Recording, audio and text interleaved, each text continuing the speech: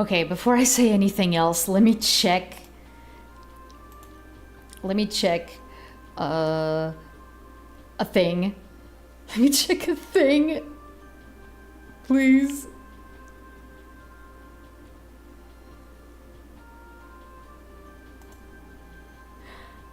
Okay.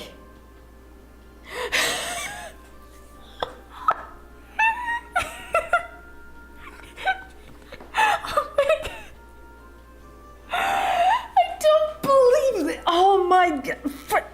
Not audible, what?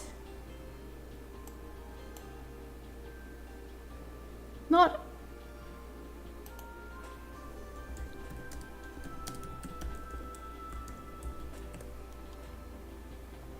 Am I muted?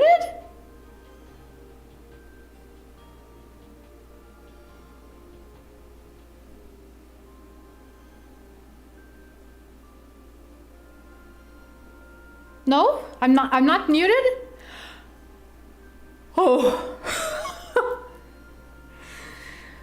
Okay, that still didn't fix the chat box. Amazing.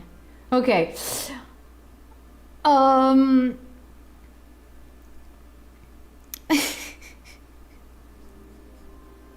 Okay. Okay, first of all, welcome. Wait.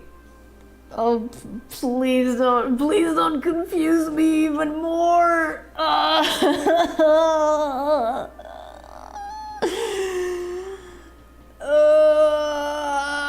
Okay,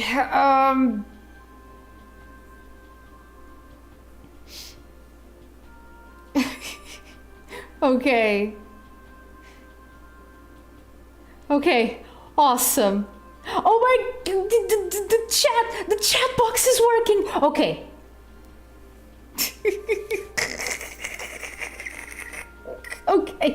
Okay.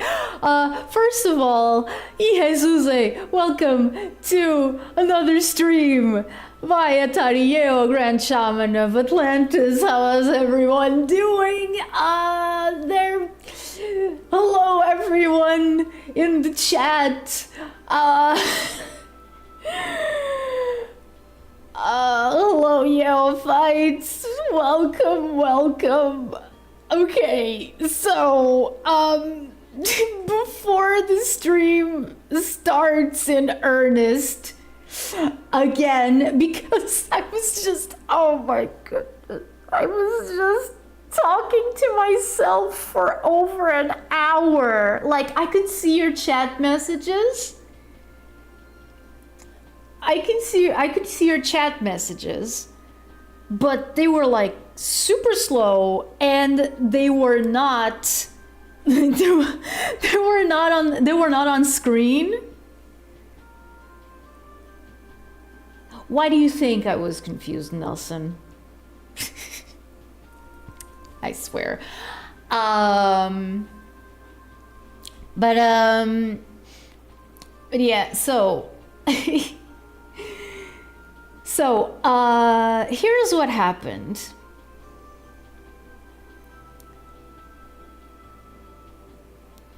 Here is what happened. I started stream. Yes. Schizo Vtuber hour. I finally understand what that's like. Yeah, no, like, I can't do anything about the echo, unfortunately. That's one of the things that I talked about while I thought that I was actually broadcasting. Okay, before I go into anything else, let me explain what has been happening. What has been happening for the past hour or so. Okay, so your friend Atari started the stream. Yes, I did start a stream. Hold on a second, Elmer. Your old friend Atari started a stream and proceeded like nothing happened. Like, the chat was going super slow, and it was also not showing up It was also not showing up on my screen, like on the stream screen, not, you know, like on the side of the screen.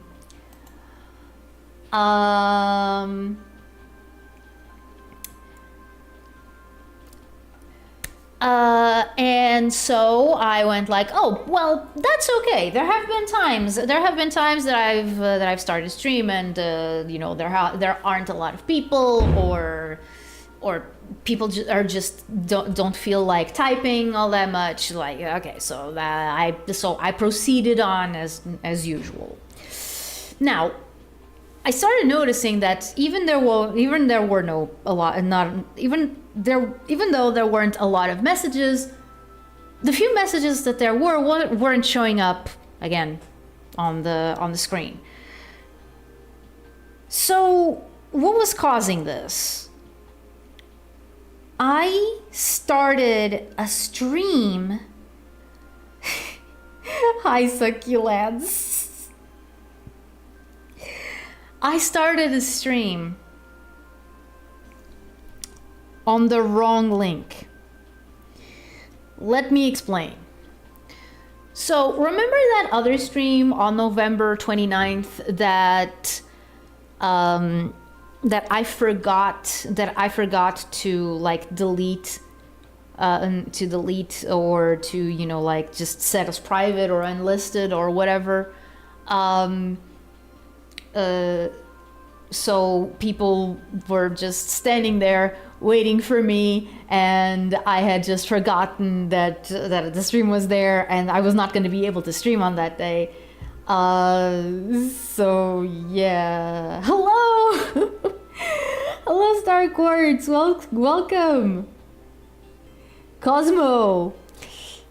So what happened... Yeah, I baited myself.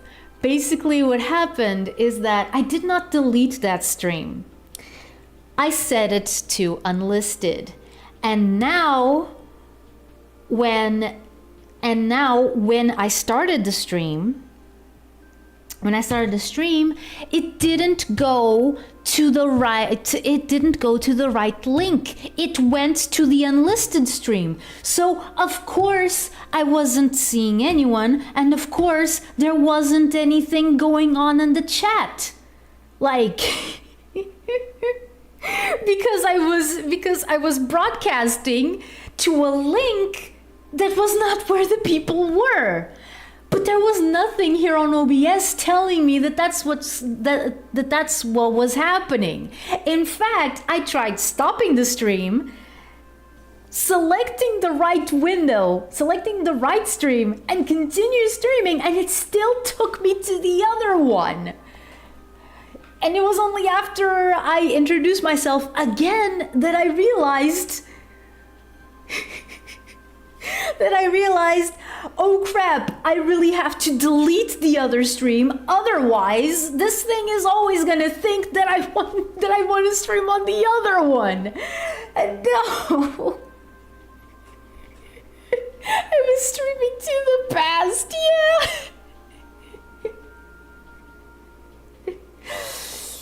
That's good to remember. YouTube will always broadcast to the next stream, not to the scheduled stream. Yes, exactly. Because even when I actually had like, okay, so I know that this is what I have here. I know that this is what I have here. This is the stream that I selected, and it didn't go. Even beyond unlisting, it still seeks forever to keep us waiting. Also, hi, Coffee. No, I don't think it's bad. Nice job, Dick Van Dyke. A learning experience, to be sure. Yeah, no, like the thing that bugs me the most about all of this is that, okay, so it's the first time that I'm streaming from the new house. I'm not gonna call it my home yet. It still doesn't feel like home to me. So I'm not gonna call it that. some of the reasons I'm probably gonna put them like on a post. Hello, Jonathan. Welcome. Bonjour.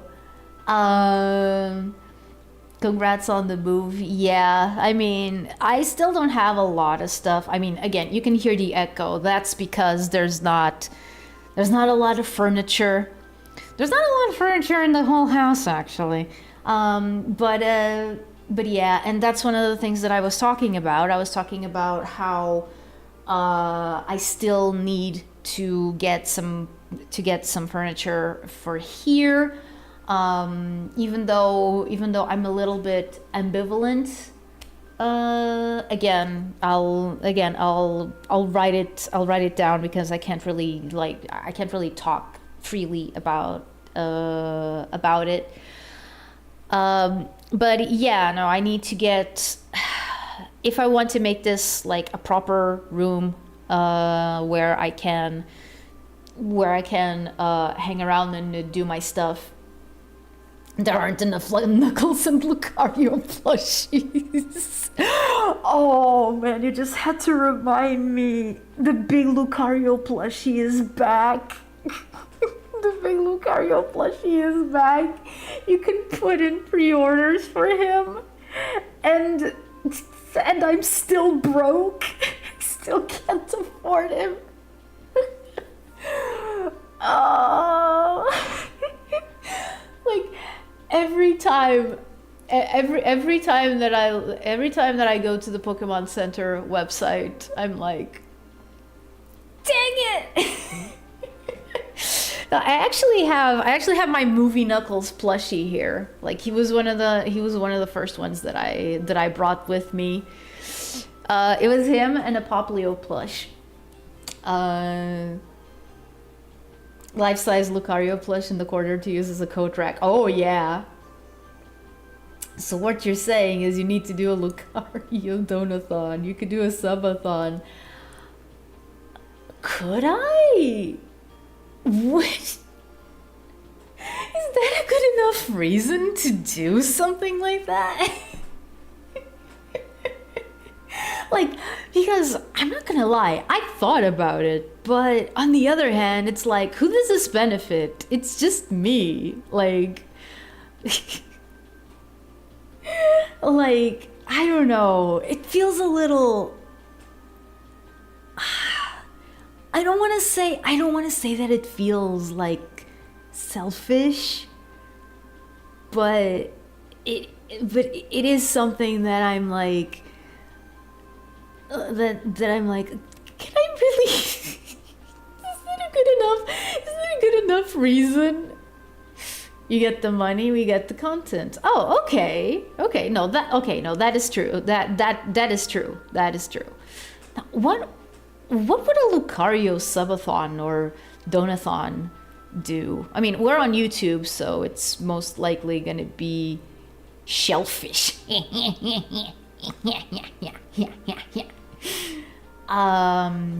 So it would be more of a donathon, I think.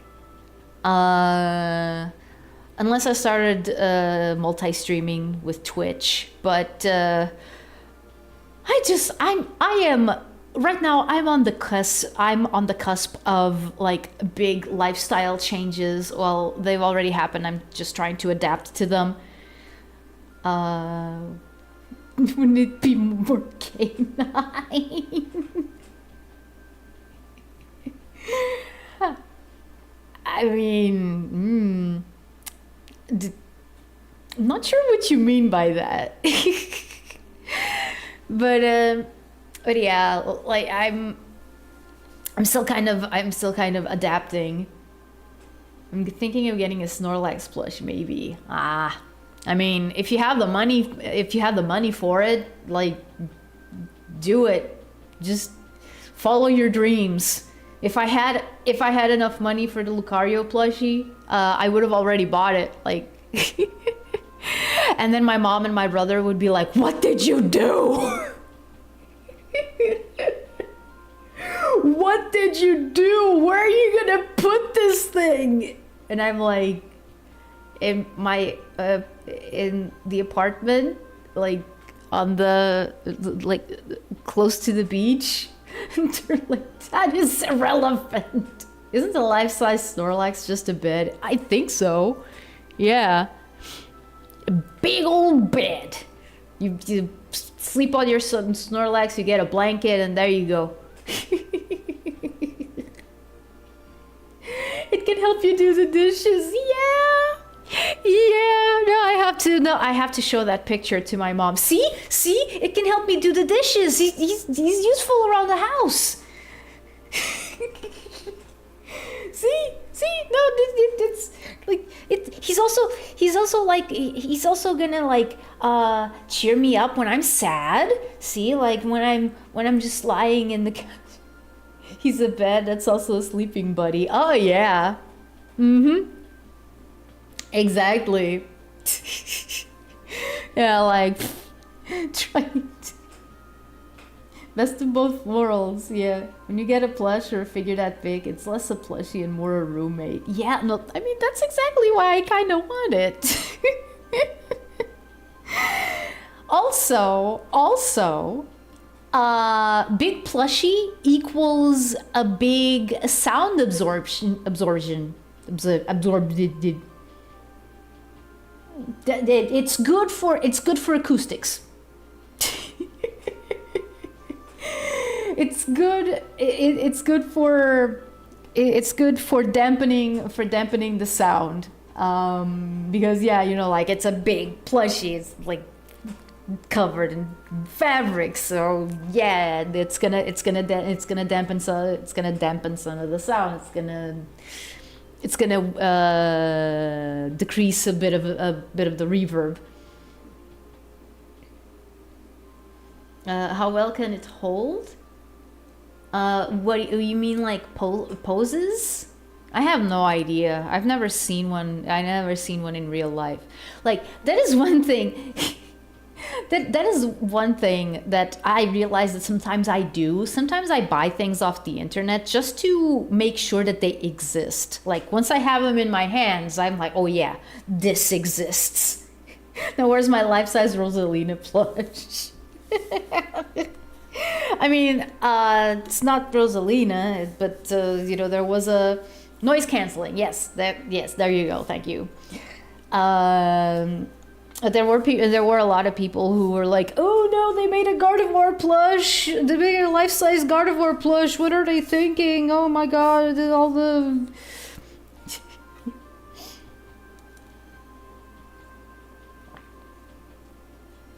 Oh my goodness, what are people gonna do with it and stuff? And I'm like, come on, man. I mean, I understand the concern. But can that please not be the very first thing that comes into your mind when you think of Gardevoir? Come on, you're not helping.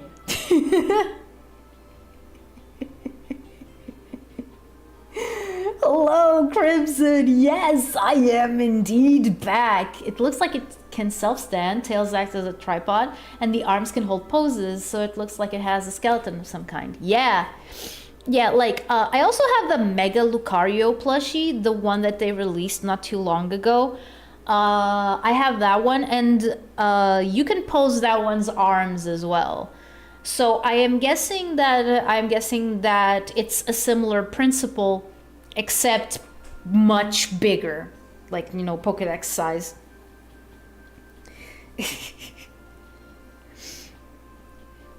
Don't worry, it's not for, oh yeah.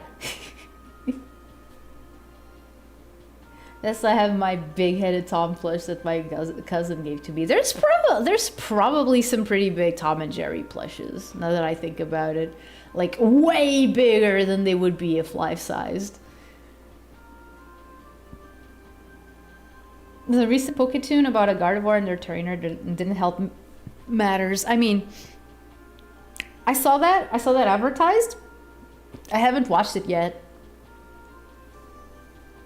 Albeit it was rather wholesome. I mean, it was a Poketoon. Like they're not gonna go that way.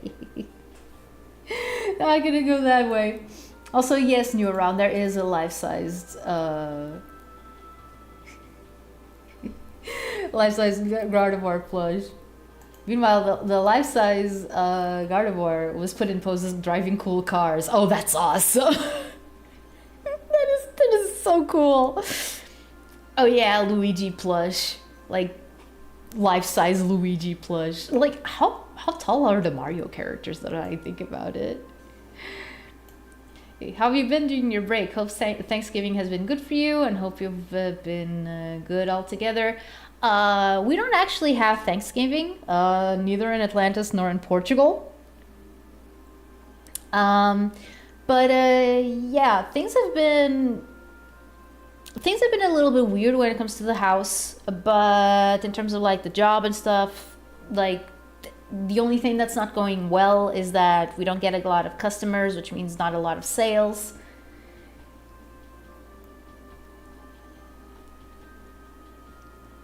I'm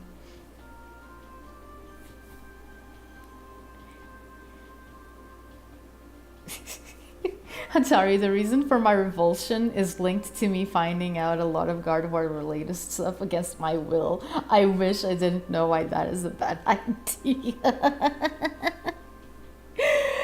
No, I get it. I get it. Hello, Mecha Paul, welcome! What about the number 67? Is that the gender flip? No, that's rule 63, isn't it? The gender flip. If that's the case, we already have Gallade, which is a Pokemon that I like a lot. Not gonna lie. Rosalina is more than 2 meters tall. Oh my god.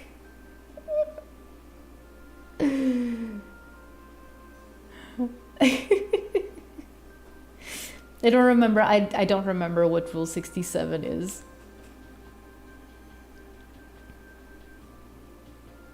No, it's because of the 6, 7. I mean, male Gardevoirs exist. Yes, yes they do. Yes they do, and I do very much enjoy having a male Gardevoir. I've had a few. I've had a few in my games. Like whenever I start a new game in Alpha Sapphire, I kinda prefer if my Gardevoir is a male, just because I think it's interesting that way.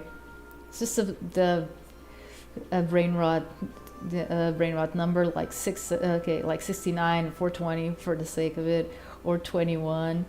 I know that 6 is afraid of 7. Do you guys know why? You guys know why 6 is afraid of 7?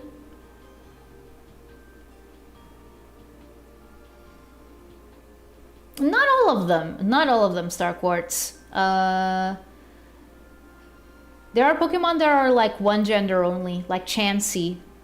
Or Vespiquen. I know 2 reasons.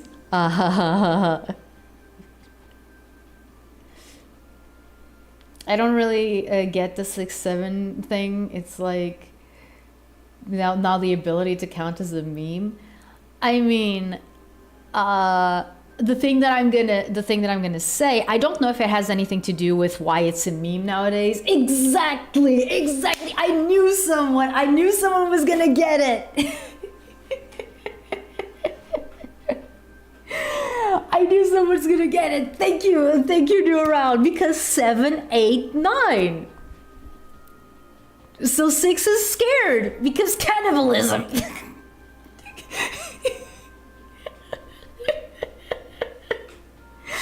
Femboy Gardevoir and Tomboy Gallade is a super fun concept though. Yeah, no, it is.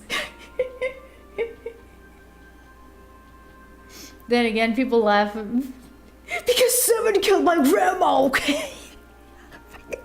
I haven't even seen that movie and I already know the twist.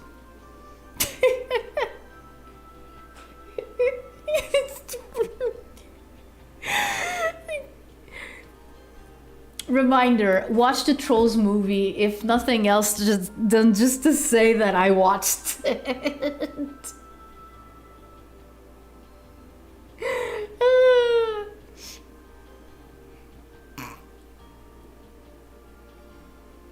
It's based on a song by Skrilla, and by God, Atari, I finally know why old people hate our generation's music. My God, I finally get it. Yeah. The other one I heard in school days is much more risque. Yeah. You have no idea how much I flashback when you ask why 6 is afraid of 7. Yeah, no, it's from the Trolls movie. It's from the Trolls movie. Like, it's I mean, one of the reasons why I should watch it is because it has a kind of like one of my favorite types of protagonist deuteragonist relationships, in which like one is really bubbly and cheerful and the other one is like super serious and stuff. I like a lot of the things that I like. Probably don't make that a secret. Let me drop the lyrical genius of 6-7 in the chat. Okay, go, do it. Do around.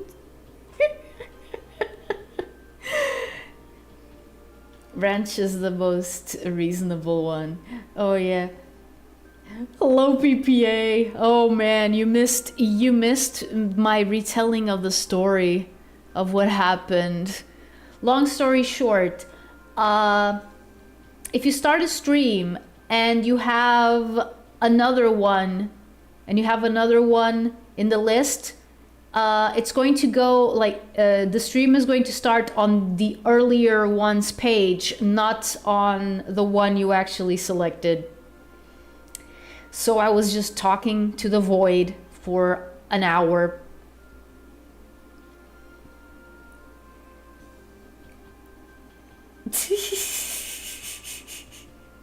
Doot doot dump truck, doot doot baby shark, doot doot doot doot doot doot.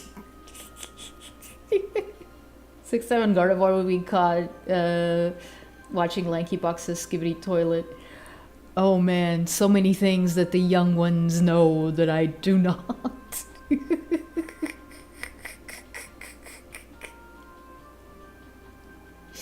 Yeah. Yeah, no, like, you can imagine how I felt.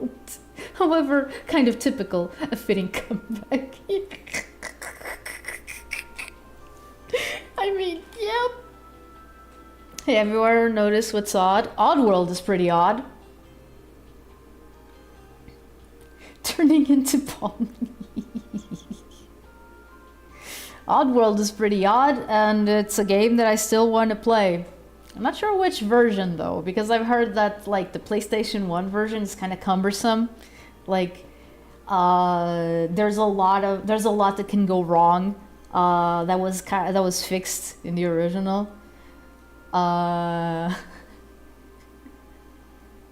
sonitux.exe. Every other number. Oh yeah. Yeah. Nero was talking about Oddworld, like, oh yeah, Oddworld, you know, that game that has, you know, like a lot of commentary on capitalism and exploitation and slavery and stuff. Like, yeah.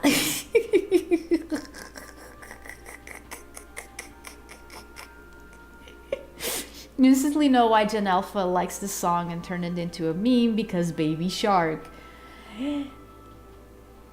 Why is it that whenever I think of Baby Shark, I think of Gura? I think of Gura. Even though she's no longer active.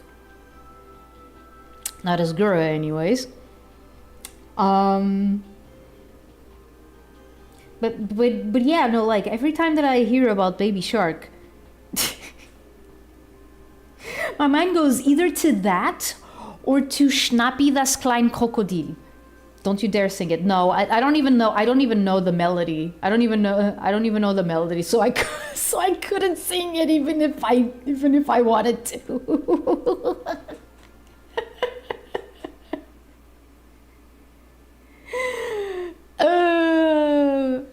But yeah, Captain America ordered what?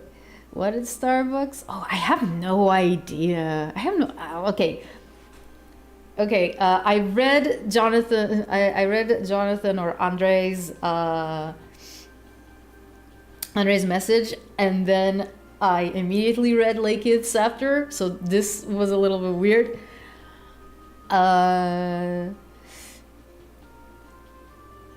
I have no idea what Captain America ordered at Starbucks, and I have no idea if one nice americano.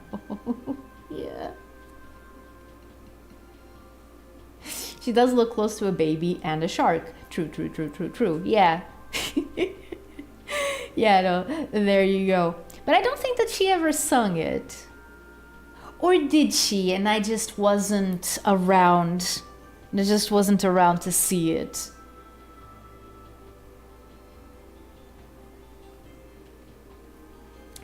God of War calls their good friend Sonic.exe at 3 a.m. It's super effective, only because no one wants to see it again. Oh man. Okay. So, by the way, one of the things that I spent some time talking about before I realized Baby Shark for Crossworld.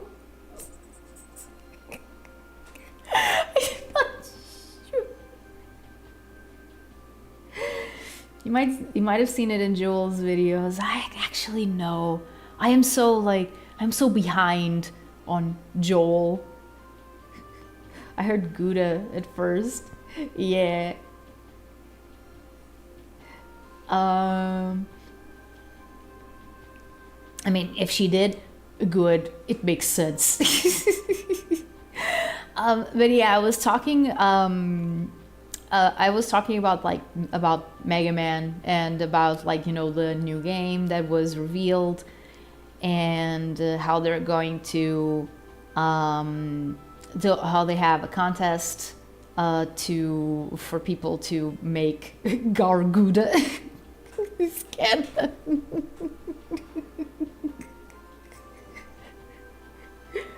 I think it's because I didn't do the I didn't do the sound, but yeah. Oh man, I just remembered. Look, Dutch is very weird because G's are pronounced as H's. What kind of H's? Because H is kind of a weird letter. Like, there's a lot.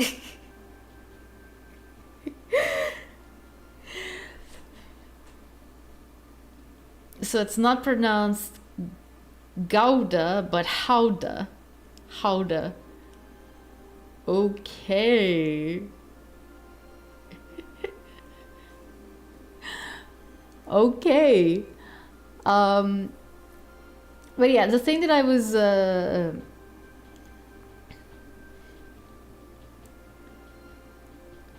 Darkwing Man. Look, I know that Disney and Capcom have collabed quite a bit. Have collabed quite a bit, especially during the NES era, but I'm not sure that would fly. They would have to ask for licenses and blah blah blah. I don't know. Hello, Kranantoshtu, welcome. Oh man. I know. Do you plan on seeing Avatar, Fire and Ash? That's the new Blue Alien movie, isn't it? Like because yeah, it's like the Avatar, the 2009 movie. It's a sequel to it, like a sequel to The Way of Water, right? I would, but first I need to watch the original and probably The Way of Water as well. I don't know. There's something about the Avatar franchise that I do like, but I'm like, But on the other hand, I'm kind of, I mean, it's not a big priority. It's not a big priority, basically. It's gonna be harder now. It's gonna be harder now because I canceled my Disney Plus subscription. So I don't have like a set place where I know that I can watch it. I think I'm gonna have to go sail the seven seas. It's cool that they're bringing back the robot contest tradition. Yeah, no, it is. Yeah. I just hope. I mean, okay, this is Capcom and Mega Man post Keiji Inafune, so I think that they are going to. I think that they're gonna make a good on their word. You know, like, okay, yeah, we're gonna pick a design from the contest. Okay, new round. Likewise. Like, it should have been longer, but oh man, this is gonna be a short Zatsu. It was meant to be like longer by like an hour, and it's just didn't happen. Just didn't happen. And post Mighty Number 9, so you know there won't be screw ups. I mean, we're not 100% sure that there won't be, you know, screw ups, but they're less likely. They are less likely. No, because because I remembered, like, you know, the for example, the Mega Man Legends thing that they did, like, you know, there was also a contest and there was someone who actually won with, you know, with a design for a character, and then Mega Man Legends 3 never came out. So yeah, but that was a very different Capcom than the one that we have nowadays. Like, I wouldn't put it past the new Capcom to like bring back Power Stone in some way, shape, or form, like if they have the opportunity to do it. Mega Man 11 was a solid game, methinks. I haven't played Mega Man 11. That's one of the things that I was talking about that nobody heard. I talked a bit about my history with Mega Man and how it started with Mega Man Battle Network, or Mega Man NT Warrior if I want to get technical, because I got into Mega Man because I saw the anime, because I saw the NT Warrior anime. That led me to try and emulate the games, because I couldn't find them for like my actual Game Boy Advance. Like I think that their releases were kind of limited. Also at the time that I got interested, they had been out for a very long time, and back then I didn't even know that there was such a thing as a secondhand market. So yeah, they don't make them like they used to anymore here, but just yeah. Yes, that one anime, exactly that anime, Elmer. Same, yeah. So you know what I'm talking about. More specifically, when I got into Mega Man Battle Network 6 had come out not too long ago. Like, it was still fairly new. And the anime in Japan had already gone through a lot of weird stuff. Like, I don't understand. I don't really understand what the anime was trying to do. And when I first talked about the Mega Man Battle Network anime, I also put a pin on that thought, because that's something that I want to come back to. That I want to come back to later. By the way, for context, The reason why Elmer reacted the way that he did is because Mega Man NT Warrior was dubbed in Portugal, at least it was dubbed in a studio that has a very bad reputation. So yeah, hence his little bit of an overreaction there, which is understandable. Which is understandable for someone who's a fan of Portuguese dubs. Like, once you know like what their practices are and whatnot. But yeah. So and Mega Man Battle Network 6 ended up being the first Mega Man game that I played and that I beat. Of course, that was the last one of the Battle Network continuity. Then the Star Force continuity started, and I wasn't able to emulate that one because at the time, the S simulators were not very was like, they were not very good. They couldn't handle the power of the Nintendo DS.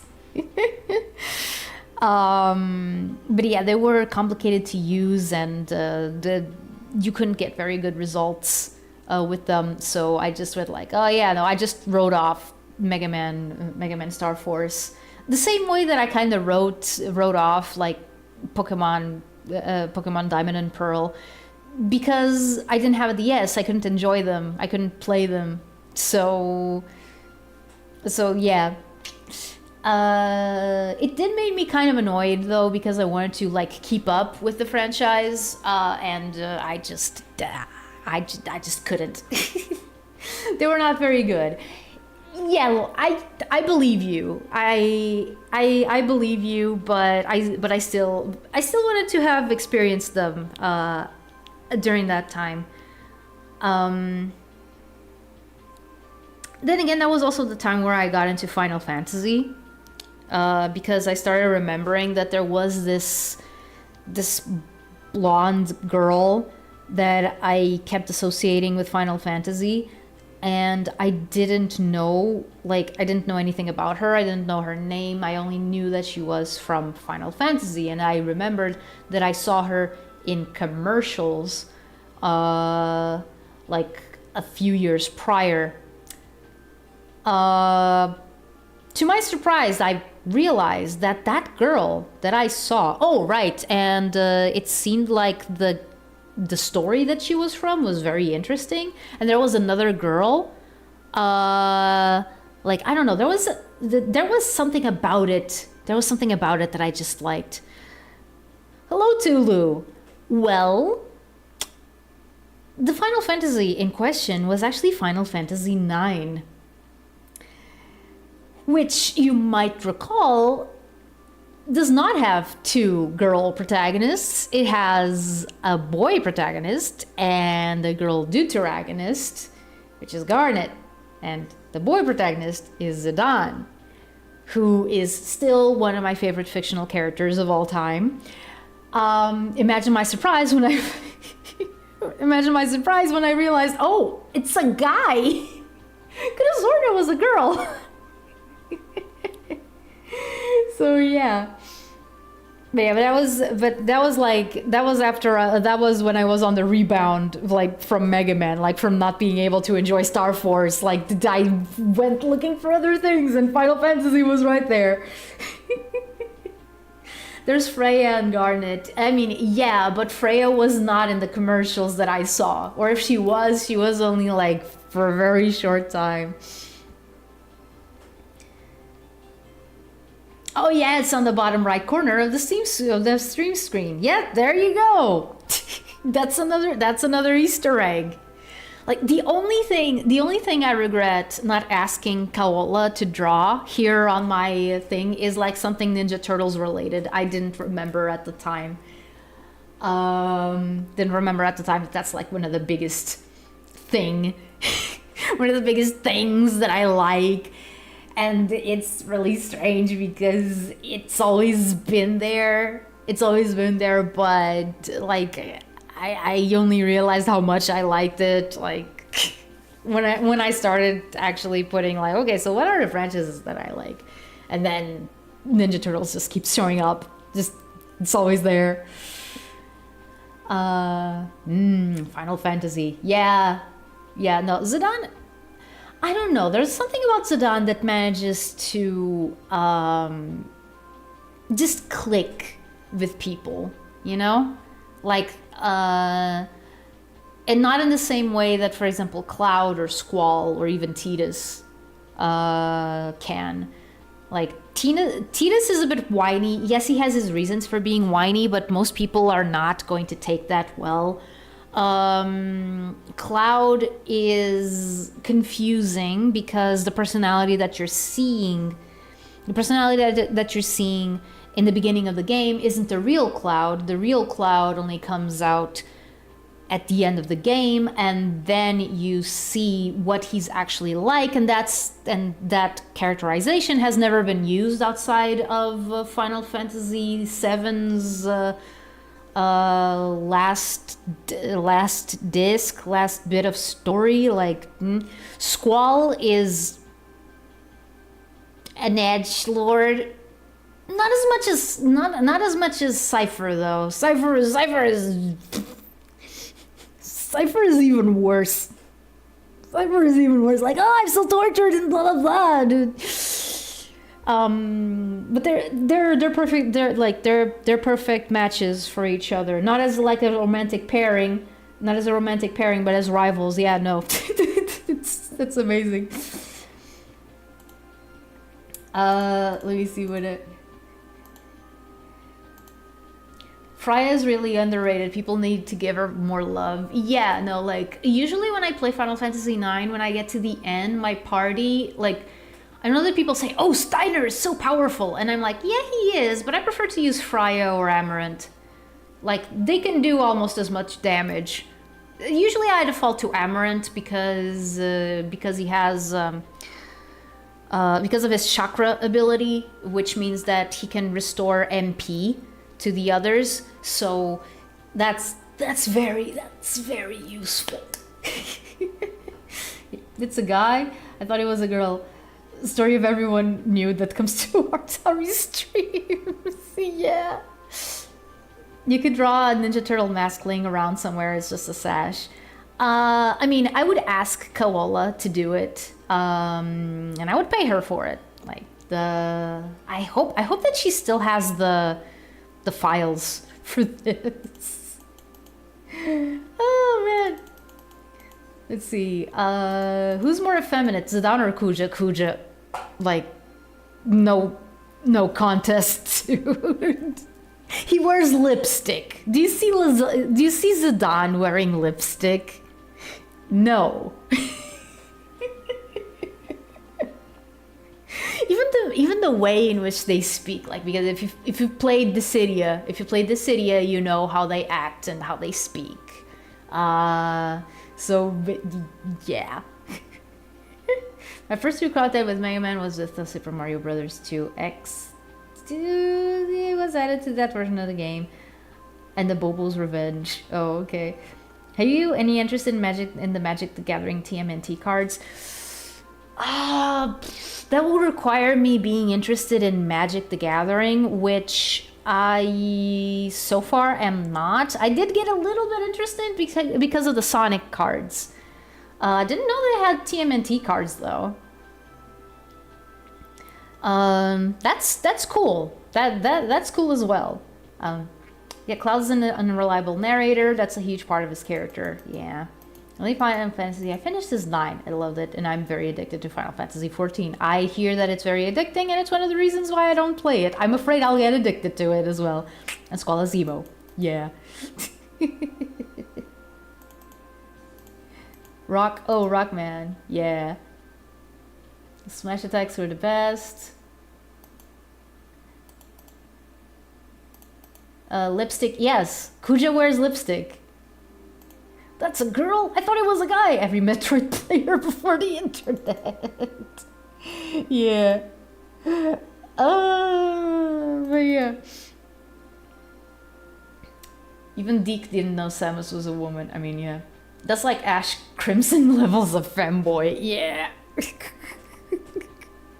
Ash Crimson. that character who's so popular that everyone cheered when he died.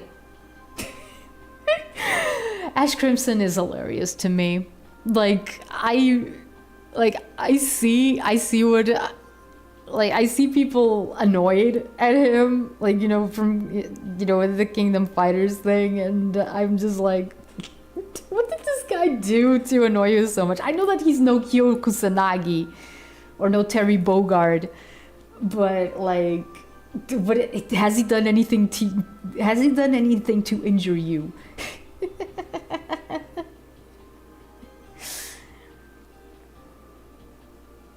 Because a good amount of my childhood was raised on YouTube, I ended up growing up with those educational Mega Man OVAs. Oh, yeah. I also pronounced it Zidane before Dissidia. Dissidia was the thing that actually cemented the official pronunciation. So yeah, it's Zidane. Actually, how is the soccer player's name said?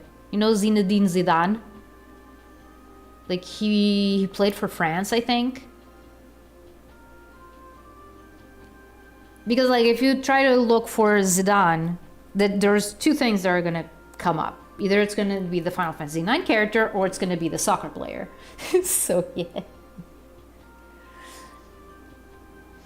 And the one Ash fan, he's such a snarty little prick. He's straight up stole Yori and Chizuru's powers. His alignment was intentionally vague until the end. Yeah. Yeah, no, right. Okay, I don't know about Chizuru because I don't remember her, but I do know about Yori, and yeah, it does feel a bit like Ash Crimson is trying to steal his entire shtick. Plus people, yeah, I was presented like a soccer player because it was funny. Zidane. Yeah. Plus people like that Kyo, Yori, and Kei were more masculine, so Ash being a femboy sort of threw off the balance they had. Okay, I get it. But in all honesty, I can't hate Ash Crimson for that. Chizuru has the mirror / echo powers. Okay. Yeah, no, my lack of King of Fighters knowledge is showing because there's a bunch of characters that I'm not all that familiar with. The game that I played the most of King of Fighters was King of Fighters Maximum Impact 2, which ended up being the last game that I played before Halloween. Because the fashions were scary. K-Dash is how you say it. Oh, K-Dash. Okay. Okay, Dash.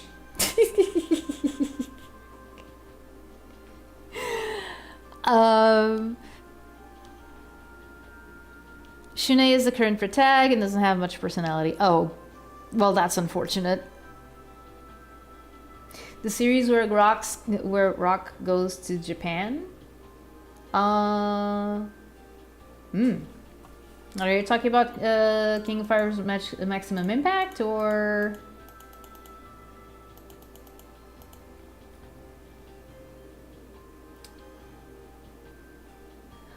Oh wait, we are not talking.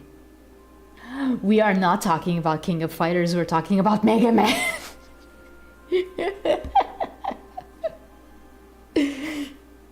Yup. I mean, I've heard that the Capcom versus SNK games are really good. Rock Howard, yeah. Or Rockman. Yeah, no, I thought that they were talking about Rock Howard, and then it just dawned on me. Wait, no, they're talking about... they're talking about the Mega Man OVAs, the educational ones. The Rock Johnson goes to Japan. He's probably been there already. Yeah. Still antsy about missing MagFest. Okay. Okay, Tulu, was good seeing ya. Well, reading ya.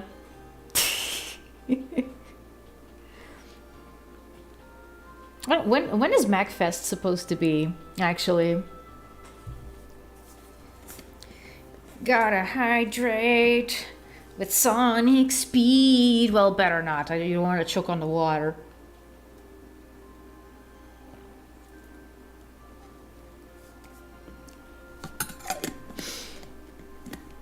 But yeah, oh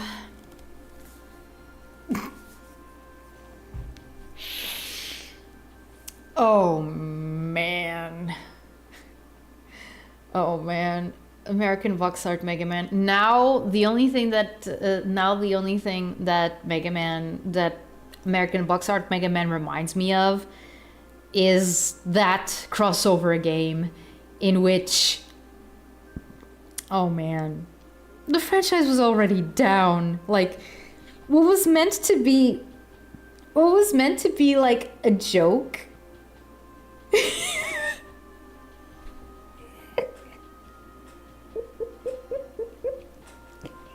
catch me if you can.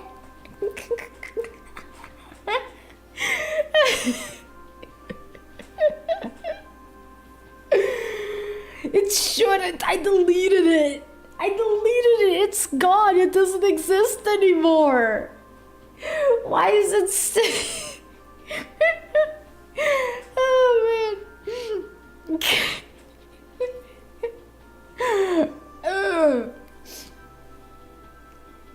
But yeah. At least Pac-Man got mech legs. Yeah. Yeah. No, like, but that was so unfortunate because I totally understand. They wanted it to be like a lighthearted joke, like a little funny thing, like nothing to be like nothing to get worked up by. Like it was just a joke. It was just a funny. But the optics made it so bad.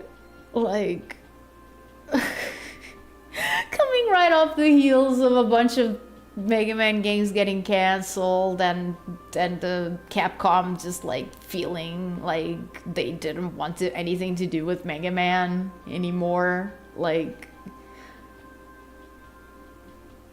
he beheaded Mokuji and used to miss his own god. Oh my goodness. Oh no, Pac-Man! What are you doing? What are you doing? That wood is sentient!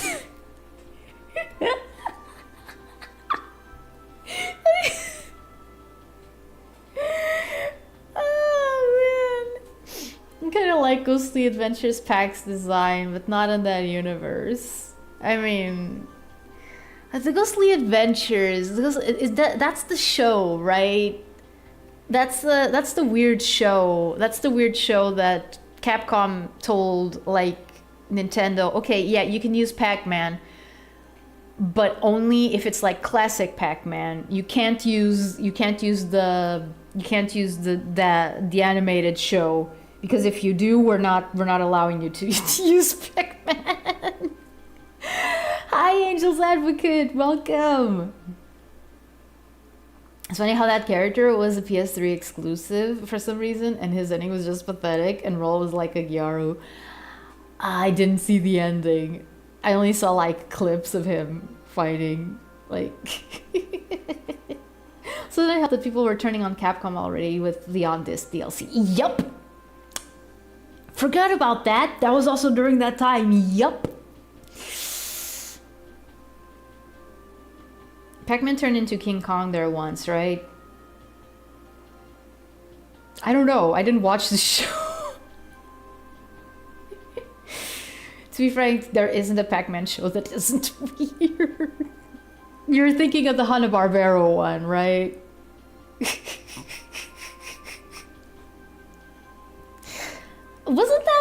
wasn't the Hanna-Barbera Pac-Man show the very first game adaptation into a TV show? Like the first TV show based on a video game? Sakurai is probably one of the main reasons why Ghostly Adventures fizzled out. Yeah, and Sega via Sonic Dash. I don't think that Sonic Dash has that much power. It does have some amount of power, but not as much as Sakurai. Let's not kid ourselves. let's not kid ourselves. Hanna-Barbera show was a product of the early 80s. I mean, what about Saturday Supercade? Oh man, Saturday Supercade. What was that?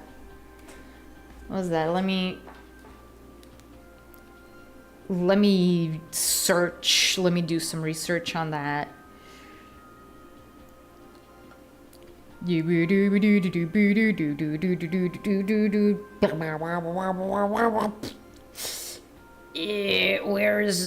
my browser? Where's my internet browser? I need it to look up what was Saturday Supercade, Mario's original debut in animation. Okay, that doesn't surprise me because of the name. Like, like Saturday Supercade. What is this gonna be? It's gonna be a TV show that airs on Saturday morning, and it's based on arcade video games. I feel like most video game show adaptations were pretty cursed in the 80s and 90s. Oh. Yup. Especially the Western ones. Like, the anime ones were also kind of... But,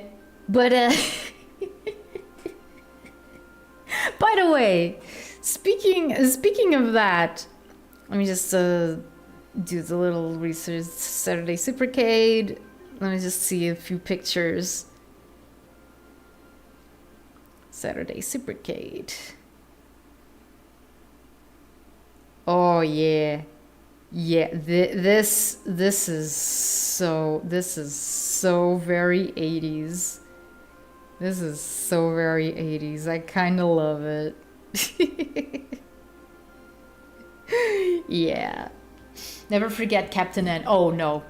No, believe me, I will never forget Captain N. Not because I grew up with it or anything, but once you learn about it, it's hard to forget. The Frogger full series, that is so weird. Like, how the heck... I mean, I'm sure that they came up with something. Like, I mean, we're just talking about this, but like, Sonic Set AM was a product of that, you know, wave of video game adaptations into TV shows. Like, a lot of people remember it fondly, but you still gotta admit, like, when the games is what you had as a base, it's a little bit weird that they went that dark. It's me, Mario. I wasted my time saving a random princess instead of learning how to pay my taxes. Oh boy. Oh boy, lasagna, ravioli. How many are completely fine? That's a good question. That depends on your definition of fine, I would guess. Because the Sonic shows, for example, I think it would count as fine in some people's opinions. But again, it's Sonic, so there's always going to be like detractors. Like, there's like, my brother has told me that there has been like a huge backlash against like the Set AM characters lately, and mostly amongst, you know, people who didn't grow up with Set AM, or who were not on the internet while the Archie comics were still a thing. You know, like newcomers to the Sonic franchise who like don't understand. They're pretty much like me once I learned of the Archie comics and about, like, you know, the romantic relationships between characters and whatnot that I did not approve of. I liked the Archie comics in spite of those things, and not and not because of them, or like they were not. And there was also something that I didn't ignore. But I can imagine someone going up to someone trying to watch Sad AM and being immensely put off by Sonic and Sally's whole will they won't they thing, and all the kisses and stuff. But yeah. Oh, Ruby Spears. Yeah, no, it looks like it. It looks like Ruby Spears. And thus Mega Man comes back into the conversation. Oh yeah. Cuts. Cutman's my name, cutting's my game. And Frank Welker did voice DK Jr. because of course he did. I don't even know, like, Frogger having 2000s games is so weird to me. Yeah, because there's some very passionate Sally fans. Can't blame them though. Yeah, no, like Sally, like if you grew up in the 90s, and if you were like in America or in any place that aired Sonic Sad AM, which was not Portugal's case, I think that I could be wrong, but I think that wait, no, did it air? But it was but subtitled.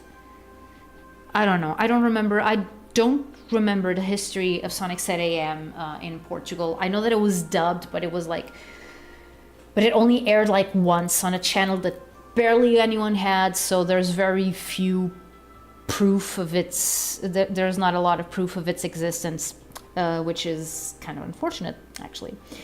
But I think that it aired with subtitles. I'm not sure. I'm not sure. But yeah, if you grew up watching Sad AM, you definitely get attached to the characters. You definitely get attached to Sally and Bunny, Antoine, maybe. Maybe you're weird and really like Antoine as he is portrayed in the show. So yeah. Portugal did get Sonic Sad AM subtitled. I have one episode recorded. Oh, that is okay. That proves it then, and that's evidence. The most exposure I've had of Captain N is the Lost Nintendo Education Tape YouTube video. It's where the famous "Hello Mario" soundbite came from. Yeah. I mean, it's lost, but it's not lost media, is it? Because, like, if people were able to sample the Hello Mario from there... I heard that Sonic and DC had a comic crossover. Yeah, they did. I don't know what it consisted of, though. Like, I don't know what they actually did with it. Again, I've been, like... I've been kind of scatterbrained about the only thing that has happened that I feel in these last 2-3 months or so that I feel at liberty to mention and talk about is indeed like the Mega Man thing. And that's only because I do have a cursory knowledge of Mega Man. Like I wasn't like a huge fan of Mega Man, especially because like I was more interested in Battle Network than anything else. But I was familiar with the classic Mega Man, and I was familiar with Mega Man X. I did try playing Mega Man X. Didn't really like it. It's kind of weird. The recording is not mine, but I got it from Sap Videos. I think that I also downloaded that at one point. Don't remember where it is though. The Mega Man Ruby Spears pitch animation is more close to the actual Mega Man than the actual show they ended up making. Oh yeah. And then when it became available in Japan, I think that there were like that people were like, "Oh yeah, finally we're getting the American show, dude! This is so awesome." that was really cute. Wait, Antoine is hated? I wouldn't say that he is hated, but he is put to the side. He is put to the side, ignored, underestimated a lot of that going on with Antoine. No, it's fan made, and it was titled intentionally as such because of the kind of education tape it was. Oh, okay. Closest there is to Antoine, dubbed now, is the turtle.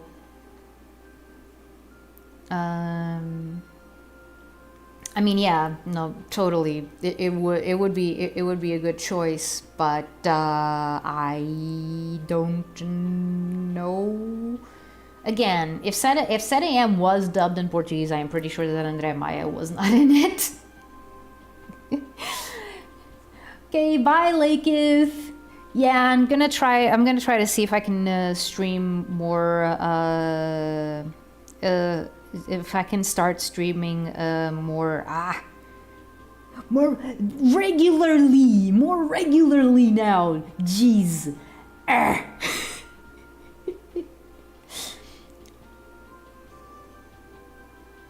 Apparently because Ashi Productions assisted in the animation of the pitch and they went on to do those Mega Man OVAs. That makes a lot of sense.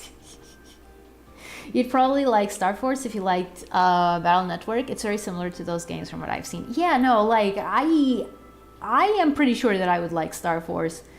There's just something about how it looks that, you know, is just pleasing to me. Like you guys know that I tend to be a little bit picky with aesthetics. Like there are some aesthetics that I just do not vibe with, and if I do not vibe with the aesthetic of a certain thing, then it's going to be very hard for me to overlook it and actually enjoy it. And when it's something that I actually overlooked the aesthetic and then it turns out that it was not worth my time, that's where I feel a little bit betrayed. Hello, Star versus the Forces of Evil. I didn't see you standing there conspicuously in the corner. Yeah. I'm picturing Antoine. So basically he's getting the Yamcha treatment. Yeah. Yeah, like the comics didn't do that. Like the comics didn't do that with him. But if you go purely by what's in the show, purely by what's in Sonic 7 AM, there isn't a lot to Antoine. The only thing that there is to Antoine is the fact that he represents a remnant of what the kingdom used to be.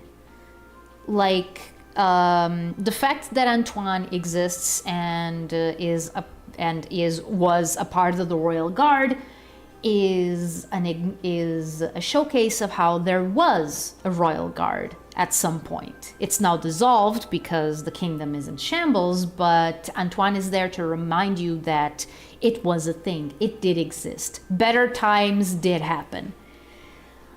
Why they decided to make him like a coward, I have no idea. Like I think that they were a little bit too hung up on the whole thing of, oh, we can't make this guy competent, otherwise he's going to steal Sally from Sonic, and we can't have that. We need to have the two leading leading characters. If they're of the opposite gender, then they have to get together. Like that's how things happen. Like of course. So yeah.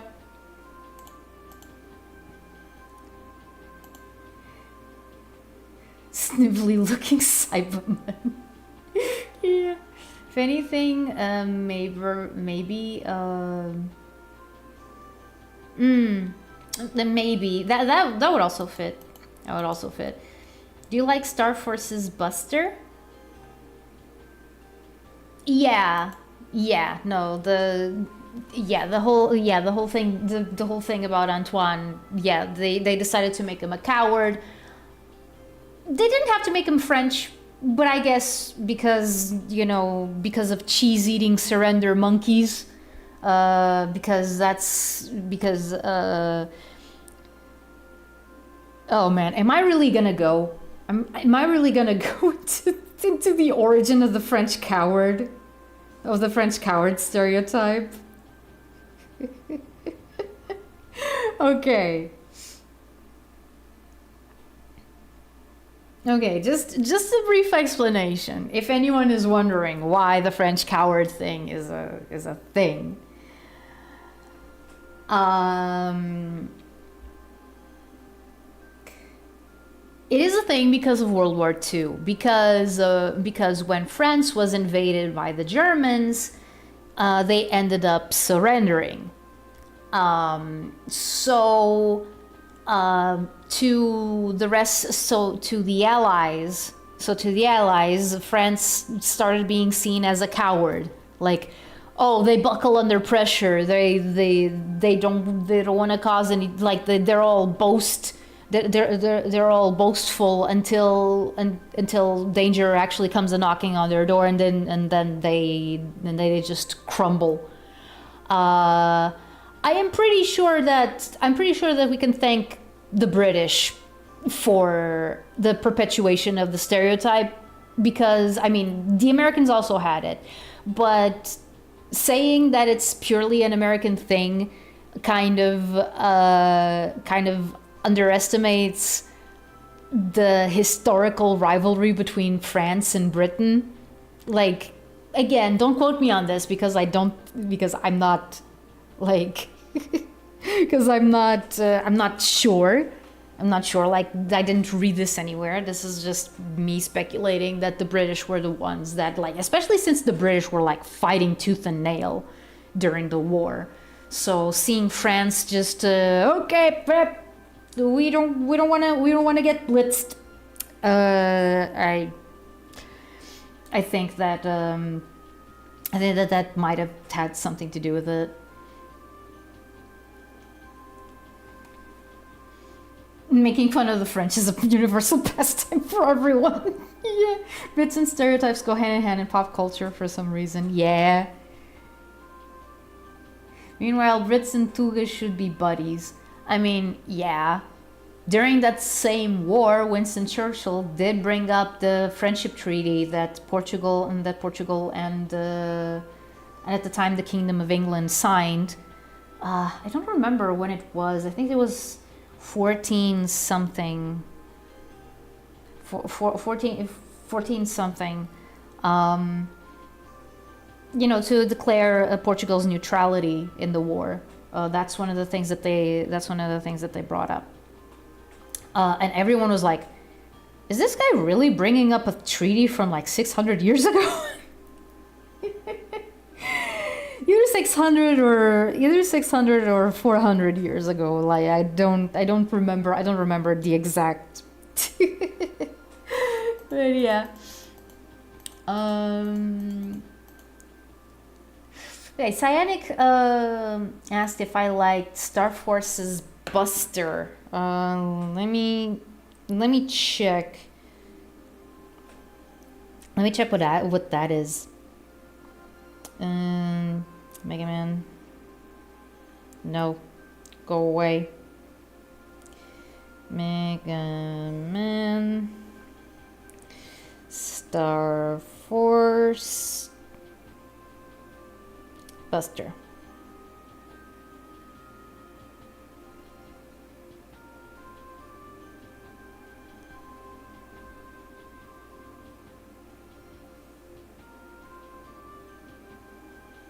Oh, you mean the thing that Geo has on his hand? Like Warrock?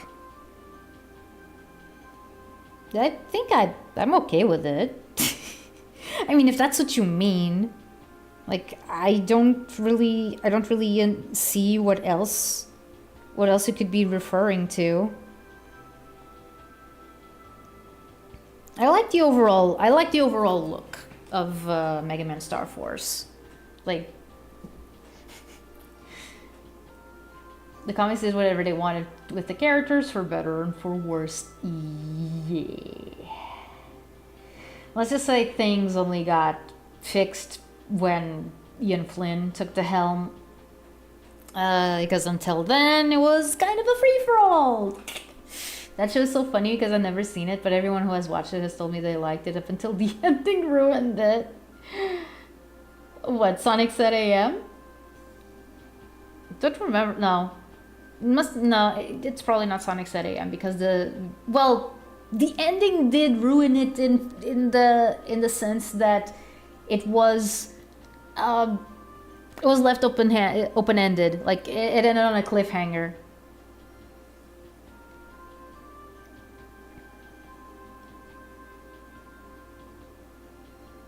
That you said you like the aesthetic, yeah. Yeah, no, like I like his Buster. It's just Warrock's face. He's kind of like Omnimon. It's kind of like Omnimon with the weapon hands. I remember really liking the. Oh, Star Versus, yes. Yes, that show dropped off the face of well-liked shows by everyone so quick.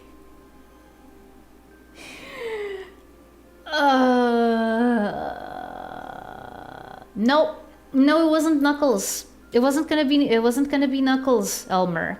It was gonna be Ixis Naugus. That info has actually come out. It was going to be Ixis Naugus. And if you look at the eyes, like that doesn't really match Knuckles. I mean, of course it was going to be like Set AM, and like we don't really know what they would have done with Knuckles. We do know that they wanted Knuckles for season 3. And that makes me sad because that means that the first animated appearance of Knuckles could have been in Set AM instead of Sonic Underground. Not that I don't like what they did with Knuckles in Sonic Underground, but, well, do I have to say anything about Sonic Underground? I mean, I still love it, but it's like, I mean, he was set to be season 3's antagonist.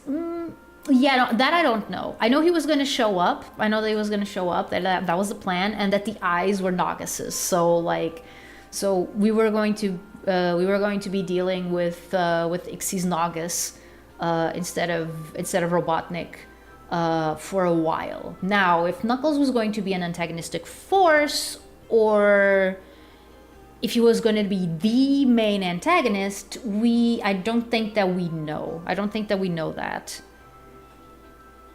Do you endorse Team Season? Okay, I am going to assume that that's like a team of people who's trying to make the 3rd season of Sonic Set AM a reality.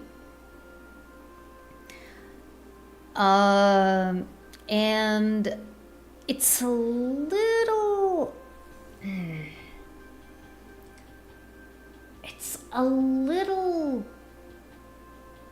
complicated. It's a little complicated. Here's the thing. You know that I usually tend to want to experience things in the purest form possible, like the closest to the original vision that I can. And unfortunately, most of the time, fan projects kind of fall outside of that. Like, I'm not saying that fans can't do great things. I know that they can. But I'm always kind of afraid, because here's the thing. Fans, for better or for worse, they don't have Sega's mandates. They don't have like season, they don't have game Bibles. They don't have, or franchise Bibles. They don't have any of those things that could make that could make a thing feel official. Because for me that's one of the things, like, That's one of the things that's the most important. Like, how official does this feel? Like, I remember there was this fan game. There was this fan game that my brother, I think he was playing, and the game I think was fun. It was well made, but you could tell in the writing, in the writing of the dialogue, that it was not that it was a little bit fanficky. It was a bit fanficky, and not exactly in the good way. They don't usually have someone to tell them no. Yeah, exactly. So they can just do whatever they want and just feel it out. But the problem is you can't be sure. You can't be sure that these people are going to have, the foresight, and they're gonna have how can I put this? They're not going to have the sensibility. That's the word. The sensibility of, okay, so what makes a Sonic thing feel like a Sonic thing?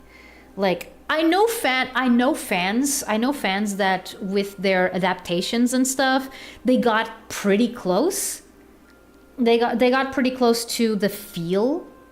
They got pretty close to the feel of the franchise, but there's only two that I remember off the top of my head.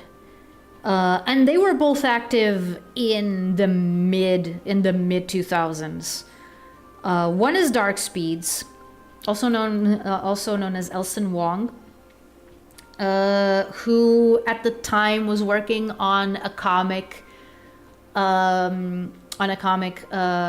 covering the entirety of Adventure 2. He was making like a Sonic Adventure 2 comic, like on his own. At least it was in black and white. At least it was in black and white. And like at the same time as he was doing like a whole bunch of other things, like, and in the other things, I don't know if the characters were characterized properly. He tended to go a little bit ham on what he thought a character's personality was like, even by looking at just the design. I remember that when Blaze first showed up, he was like, he made her like a lot more cheerful, and he made up a brother for her that was going to other worlds and wrecking stuff. Like, he killed Gunts in Klonoa's universe, like, that kind of thing. But in the Sonic Adventure comic, things were like super tight. They were like super well made, super well adapted.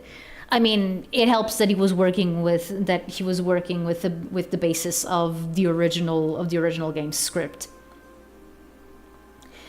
So yeah, and the other one is Mei Xing, who I think that she became a VTuber. I got in contact with her I think last year or 2 years ago, through Twitter, and I've always wondered if I should like try to deepen that connection. But she was one of those artists that I really looked up to when I was in DeviantArt in like 2004, 2005. And she also wrote some comics. She made a comic. She made a comic about Sonic and Shadow turning human, and she managed to keep them like super in character, and I loved that. And Shadow had a chance encounter with the little girl that you see holding her mom's hand in Sonic Adventure 2. All of this is very related to Sonic Adventure 2. Noticing a pattern here.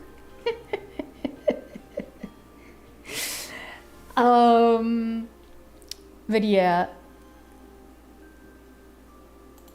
Okay, let me see. What did I miss? Oh, okay. Some of the original creators may have gotten involved. I mean, yeah, but again, like, I'm not sure. Like, that does elevate it a little bit, but I'm not the biggest fan of Set AM. I'm not the biggest fan of Set AM, and it's and I do fear a little bit. Okay, so here's the thing, and I'm gonna try to be like super quick about this. I'm gonna be like super quick about this.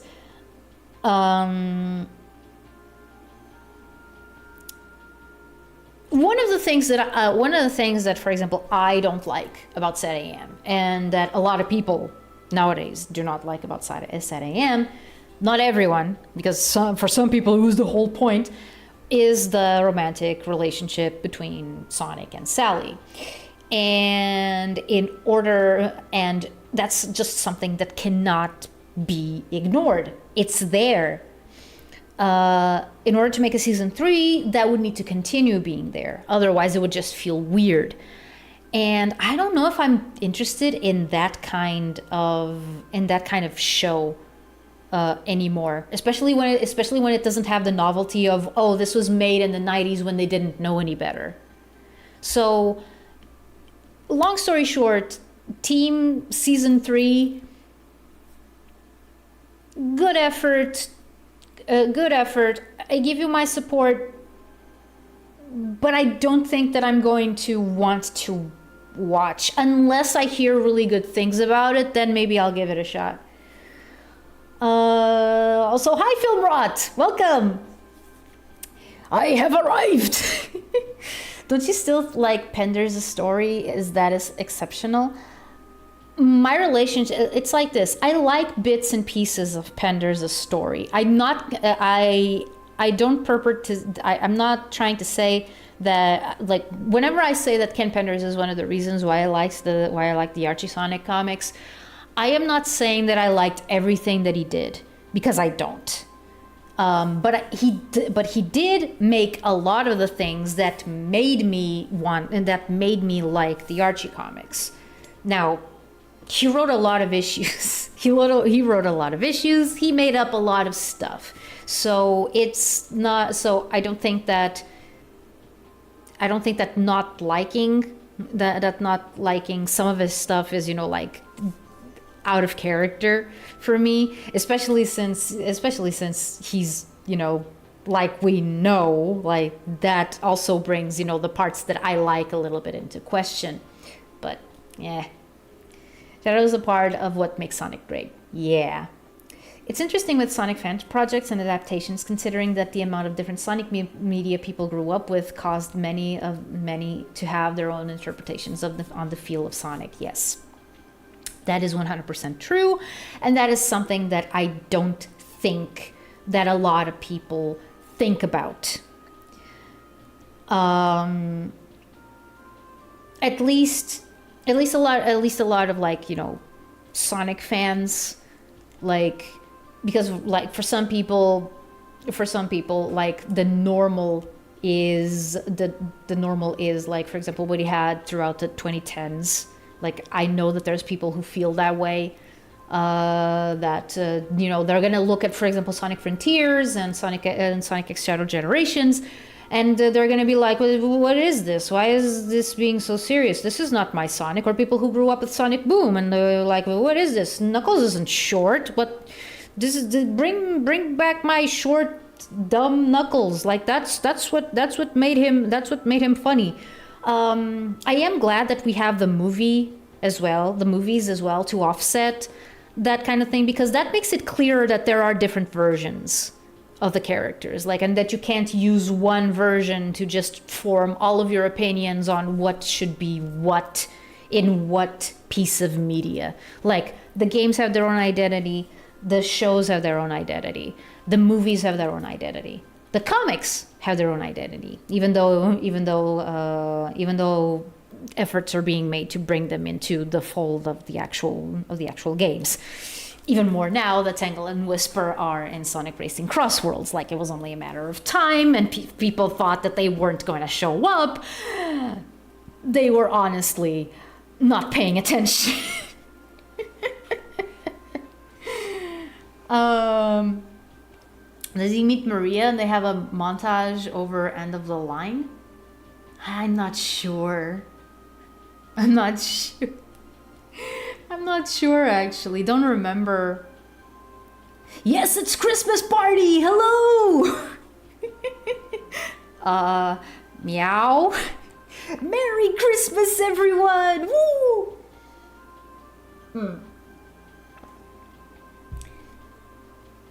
Feliz Navidad. Feliz Navidad. I think from what I've heard, the season 3 project is working off of the story notes and scripts that Ben Hurst, one of the heads, wrote during his efforts to revive it. See, that's good. That's good, but that also comes with that other problem that I said. It's not 1994 anymore. It's not 1984 anymore, and the things have changed a lot. And I'm not saying, you know, like, oh, you have to be more sensitive about certain topics and blah, blah, blah. No, that's not what I mean. What I mean is that the standards for what Sonic Sat AM could be have risen. They have risen exponentially. Like I'm thinking of shows like, for example, I don't know, like, I don't like it, but for example, like the Owl House and stuff, like that's or DuckTales 2017, for example, like those are some shows that I can like point to and say, like, yeah, no, there was a lot of care put into this, and how all of this is structured and whatnot. And I'm not sure if taking, you know, the standards of the 90s and putting them in a show made in a show made now, or in the third season of a show made now, is a good idea. But if you don't make it like the 90s, then it also loses its identity. Like, why is it still a season 3 of Sat AM if it's so different? It's a bit of a catch-22. Like, okay. So what do you think of the restoration of the canceled issues of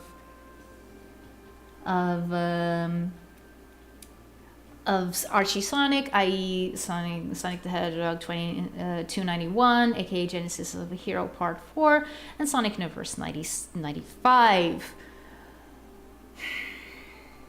I can understand why people would want to do that, to restore them.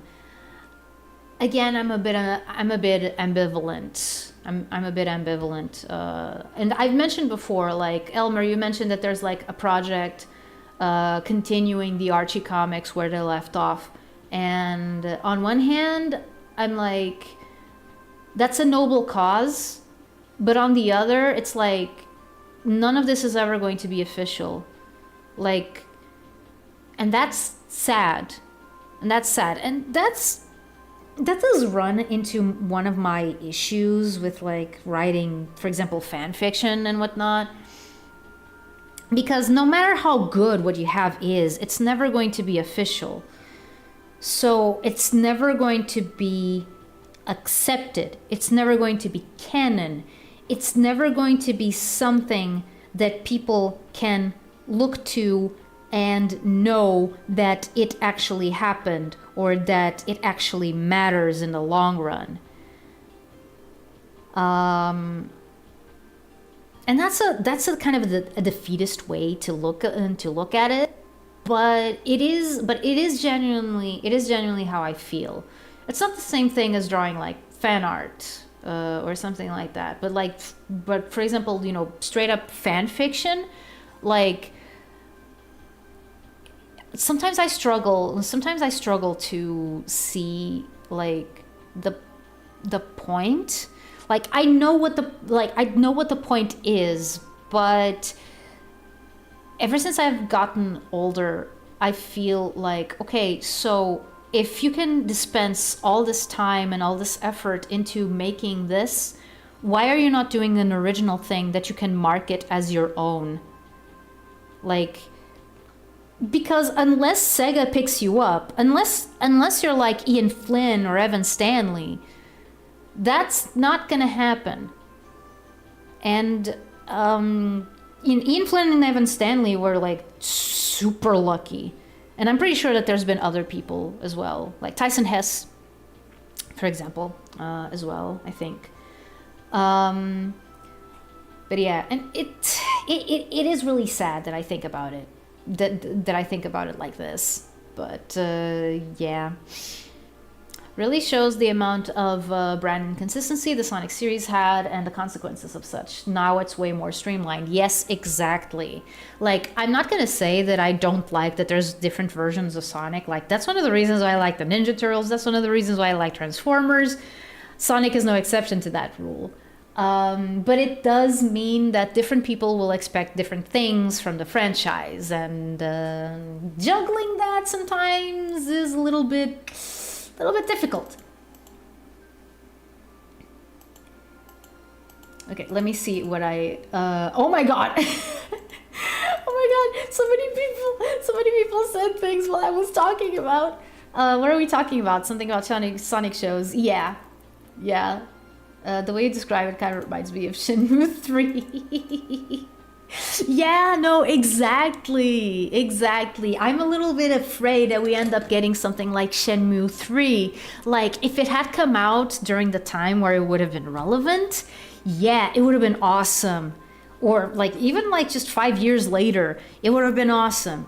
Like if we had gotten season 3 instead of for example Underground. Like, that would have been great. But nowadays, I'm afraid that it's going to end up a little bit more like Shenmue 3 and not so much like the last season of Samurai Jack. Let's put it like that. And even the last season of Samurai Jack is kind of... I haven't heard good things about it.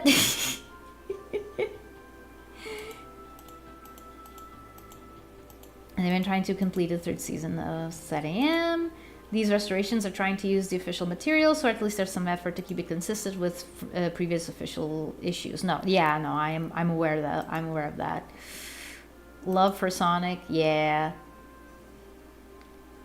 Yeah, no, like... Yeah, no, that is the point, and I understand. It's just that, I don't know, as someone who aspires to be a creative, I find myself thinking like, oh, you could do this, you could do this, but why would you? you could do this. You could pick the characters and do like your own thing with them, but why would you? Why would you when you can work on your own things and maybe get them published and and Tracy Yardley, yes, exactly. I was forgetting him. Yeah. Apparently there was another unmade cartoon by Deke called Supersonic Sisters around the same time as Set AM and Adventures of Sonic the Hedgehog. That wouldn't surprise me. Like, if we have 2 shows based on the same thing, why not another?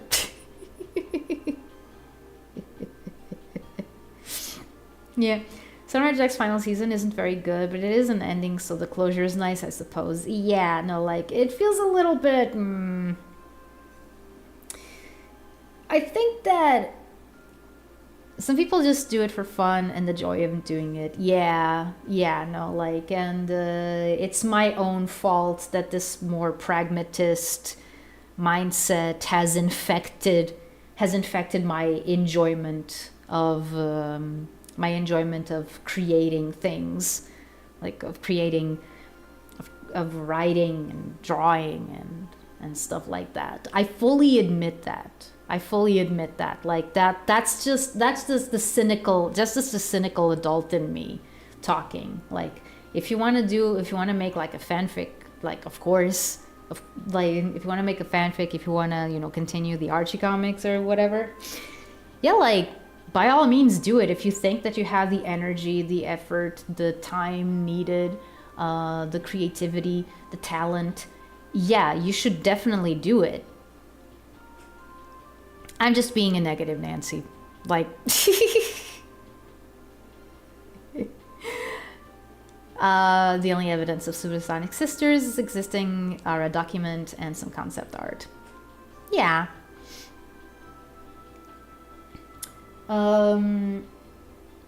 That does sound like it's interesting to look into. I'm gonna have to do some research about this. There should be about your life as queen of Atlantis. I'm a boy. I'm a boy and I'm the grand shaman. I'm the high priest. I'm the high priest. I'm not royalty. I think if someone cared so much about one thing, they'll find a reason to continue on the project, but it will get to a point where life happens and they may have to do something else or ball. Yeah. As long as you don't turn... as long as you don't turn into Christian. Yeah. I think it's... yeah. Yeah, let me see. I think that Barney said something else up there. Did I read? I think Sonic is in a great place to get some cool new content, even though the Game Awards liked anything Sonic. Yeah, like the thing about people being mad that Sonic wasn't at the Game Awards, it kind of confuses me because okay, did anyone like in any official capacity hint at there being something Sonic related in the Game Awards? Because all I've seen were people talking about like how probably there would be, and nothing from like any official channels. Like it was all just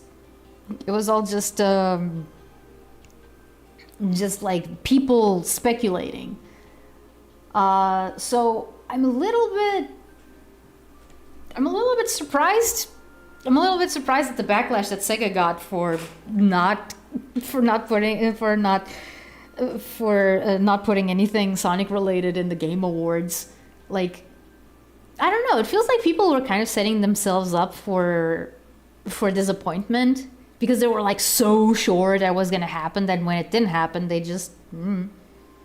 Sega did say to stay tuned for something. Oh, okay. Then there's at least a modicum. There's a modicum of anticipation that they fostered. Okay. Ooh, for a war zone. Oh boy. Isn't that a misfire? Sega, people would care more if you brought back Panzer Dragoon. Mark my words. If you bring back Panzer Dragoon, people are gonna care more than they do about Warzone. Just saying. Okay, couple of things going back. The Phantom has gone the way of Amy. Where is Sonic? I can't live without Sonic.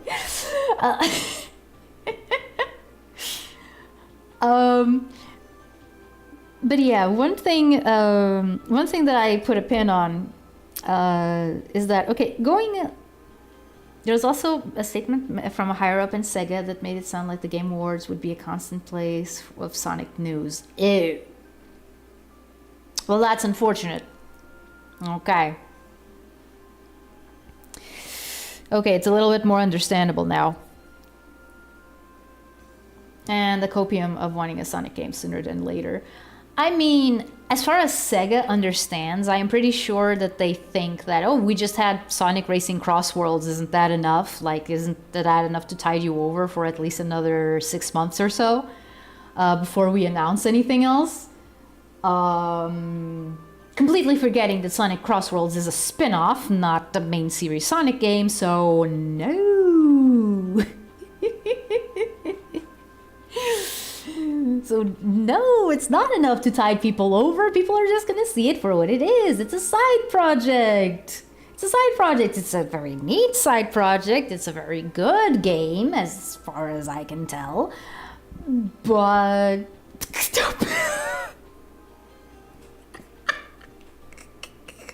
The gritty hardcore reboot of Choo Choo Rocket.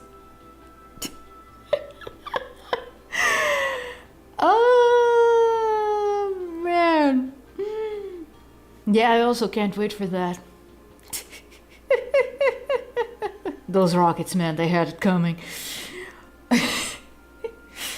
They could have announced more DLC for Crossworlds, maybe? I mean, yeah, that would have been nice. That would have been nice, and that would have been at least something. So yeah, I can definitely understand. Okay, the thing that I had put a pin on. Have you noticed, or an edgy reboot of Billy Hatcher? Because of course. So I was just talking about Mega Man Battle Network, and Mega Man Star Force also got an anime. And I'm gonna be a freaking frick and say we need a Sonic Adventure 3. I mean, people have been clamoring for that ever since the ending of Sonic Adventure 2. Like, and when Sonic Heroes wasn't it, and when Sonic 06 wasn't it. Well, did anyone complain about Shadow the Hedgehog? Yes, plenty of people complained about Shadow the Hedgehog, but that's besides the point. And then by the time the Sonic Colors showed up, people were just like, I think that people are tired of asking. People are just tired of asking for Sonic Adventure 3. In fact, I think that Sonic 06 started as Sonic Adventure 3, like early in production. Like that was their idea, that this was gonna be Sonic Adventure 3. And if you look at the game's structure, it definitely feels like it.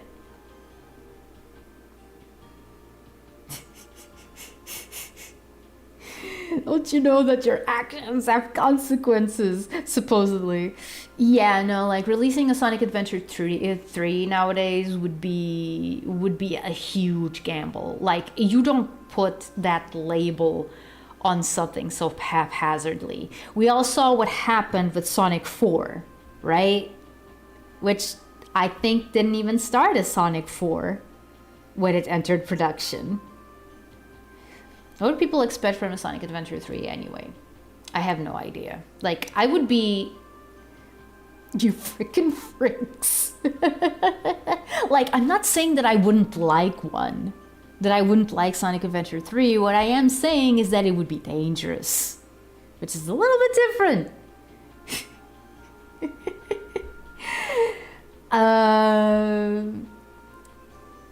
03 felt like Adventure 3 without the chaos. I mean, yeah. Also, I wanted to know what's going on with Jet Set, another series that were being brought back from the Sega Chambers. I mean, yeah. Yeah. No, like... Remember when we got a new Knights game and it went nowhere? Like, everyone was saying, oh, the Wii is perfect for a Knights game, and then a Knights game came out and it was super underwhelming and nobody liked it all that much. Sonic 4, more like Sonic Forgettable. Oh! Yeah.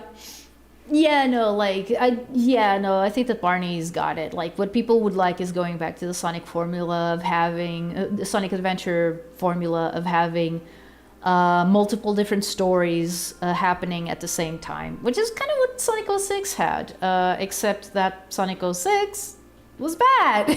People want a good game with that.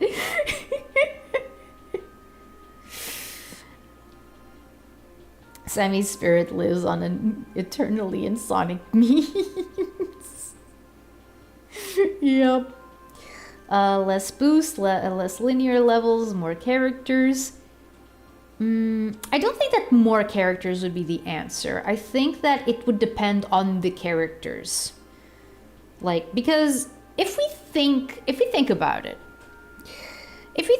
Sonic Adventure 2 was a lot more about bringing in new characters to the fold than Sonic Adventure was. Because, like, okay, yeah, you had Big and Gamma, but Gamma dies at the end of the game, so, like, he was not a character that was meant to stay. Big again. Big was made to fulfill to fulfill a specific task within the game's ecosystem. And I don't mean the ecosystem of fish. I mean the ecosystem of taking a break from all the running around or the timer-based things. Like, so yeah, I like. On one hand, I'm kind of like, why did you think that this was necessary? But on the other, okay, no, I understand. But yeah, like if you look at Sonic Adventure closely, it didn't it didn't rely too much on the new characters to tell its story. Like your main characters were still the main four. Like, it was the main four and then the other two guys. Sonic Adventure 2 went a bit more ham on, like, okay, so these are the new characters and you really have to care about them because they're really important for the story that we're telling. Which is very different from, for example, what Tikal and Pachacamac and Chaos are in Sonic Adventure, which I think that it's a little bit more comparable. I can't speak. What was wrong with Journey of Dreams, aside from the motion controls, which can easily be avoided with any other Wii controller? Nothing was inherently wrong with Journey of Dreams. It's just at the time, people didn't really react to it well. I seem to remember that people were like both disappointed in the game and disappointed that it got like super low review scores across the board from, you know, gaming publications. So yeah, like it was underwhelming. It was underwhelming for what people were expecting, I guess. Sonic 06 really feels like it was supposed to be Sonic Adventure 3. Yep, there you go. I feel like Sonic Adventure 3 could work with heroes teams as story parts, kind of like 06. So one speed character, one fly character, and one power character, with the story being told more like Sonic Adventure 1. That would be a good idea, actually. Honestly, if they made Big his own side mode in a Sonic game with better controls, I think people would be chill with it. They did that in Sonic Frontiers, and it worked perfectly. They legit did that with Sonic Frontiers. Like, it's not exactly what you're describing, but it is pretty close. And yes, I agree that Sonic Frontiers has been one of the best Sonic games in quite some time. Like, I mean, in terms of story, I do think that it's the best one that we had since Sonic Adventure 2, actually. Because Sonic Heroes was not very good when it comes to the story. I mean, I do mean like a mainline game. I'm not counting like the portable. I'm not counting the portable ones because, like, I don't know. Sonic Battle exists, and I don't remember its story well enough to judge it on its own merits. Like, I remember thinking that Gimmerl was kind of weird and, like, why do we care about this weird robot thing? But, yeah. I think evolving the adventure physics, like some Sonic fans games have, unique characters and story, stages that feel like you're going through a lived world, something we've never seen. Yep. I agree. The voice acting of Journey of Dreams was pretty poor from my recollection. I mean, the thing that I remember the most is Knights going, "Hey, let me go!" He had a really thick British accent. Knights is completely androgynous. He has no gender. They have no gender. Dang it.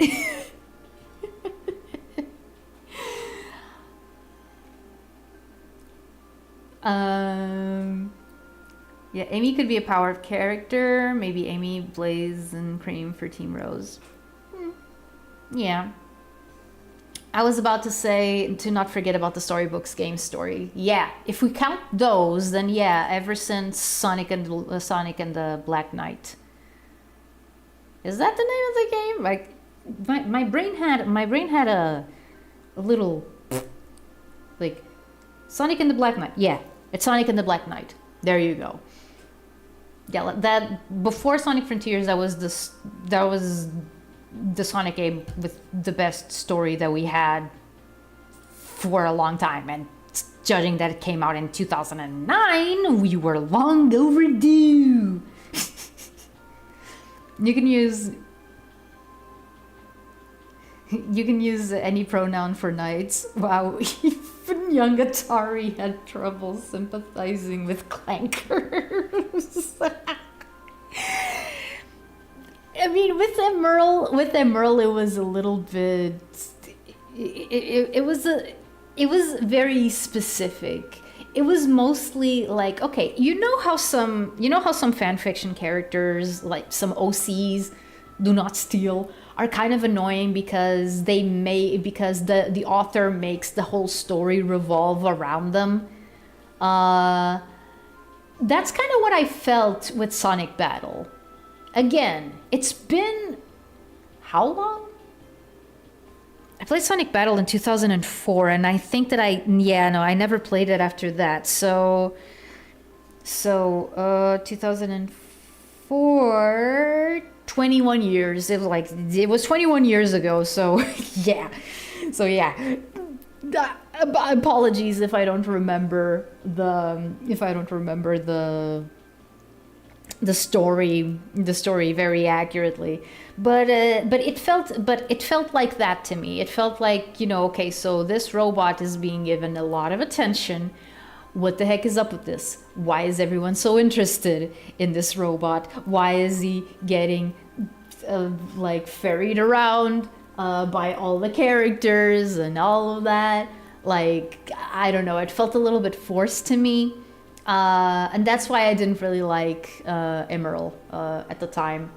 Who knows? Maybe if I played the game again nowadays, I would feel differently. I would feel differently about it. But at the time, I was like, this is not all that different from all those fan fictions that people say are bad. Well, like Sonic Forces. Not really, because Sonic Forces, all things considered, is pretty mellow. Hello, Mado, welcome. I use she for knights. I used to use she for knights when I was a kid, when I was first introduced to knights. Then later I started referring to them as a he. I don't know why. Like, I just defaulted from one to the other. I don't know. Sonic Colors wasn't so bad either. It was cheesy and simple, but compared to other Sonic games during its time, I think it's the better story. I mean, I don't think that it has a better story than Sonic and the Black Knight, but I understand what you mean. Like, it was definitely a breath of fresh air after Sonic 06. We cannot forget that between Sonic Colors and Sonic 06, there were only 4 years. And what games came out during that time? Okay, so Sonic 06 in 2006. No, Sonic Riders came out before Sonic 06, so it doesn't count. But Sonic Riders Zero Gravity came out in 2008, so it does count. And the story of Sonic Riders Zero Gravity is not bad. It's not bad, like, it's nothing special, but like, I would definitely say that probably Sonic Colors has a better story than Sonic Riders Zero Gravity, even though I'm very partial to Sonic Riders Zero Gravity because they finally gave Knuckles an intelligent thing to do during a time where it seemed like they were hell-bent on making Knuckles the dumb one. So thank you, Zero Gravity, for that. Thank you so much, really. It was very much appreciated. So yeah, in 2007, I think it was Sonic Rush Adventure. Not sure. No, wait, Sonic and the Secret Rings. Sonic and the Secret Rings also came out in 2007. Sonic 2006, you had Sonic Unleashed. No, Sonic in 2009, you had Sonic Unleashed, which was fair. which was fair. It was a little bit too. It was a little bit too simple. A little bit too simple for my liking, but it was fine. It was fine. Like, not as good as Sonic and the Black Knight though.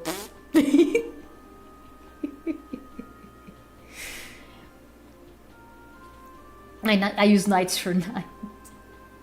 Well, the self-insert part may be new. Wait a second. Oh, we see. Is there a chance you could say something in native language, please? Okay, that depends on what native language you mean. Do you mean native language as in Portuguese, or do you mean native language and as in Atlantean? Your description reminds me considerably of many DB what ifs. DB?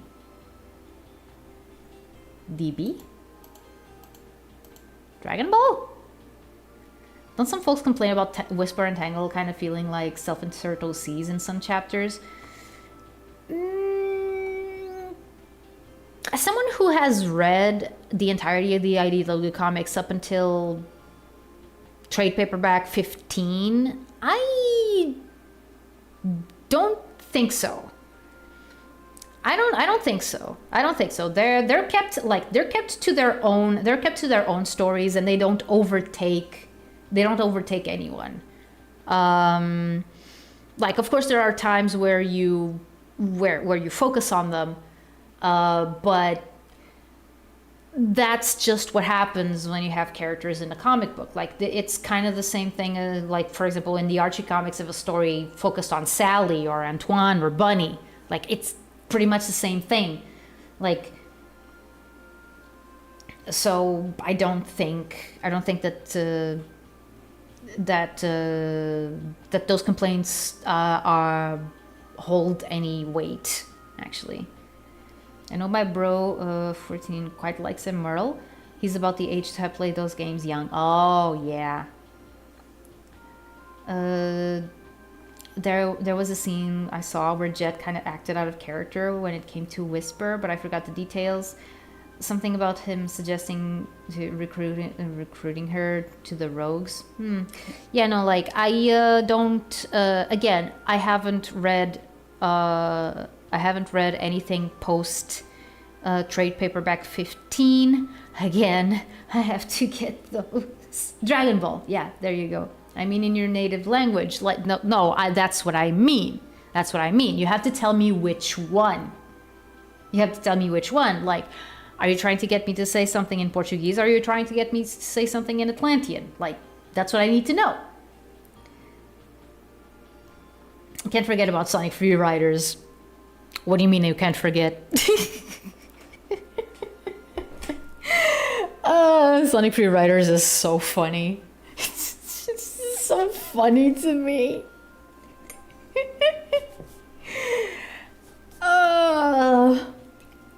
No, seriously, I need to. I need to get a Kinect. I need to get an Xbox 360 and a Kinect just to play Sonic Free Riders.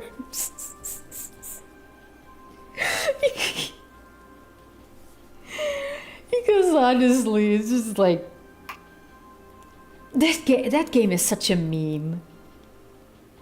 The thing is, the game is a fantastic game. The problem is the controls with the Kinect and the board. If you play it on a controller, it's actually good. Yeah. Oh, why did they do that? Because marketing! I think I have all of those and never try them. Really? I mean, maybe for the sake of your health.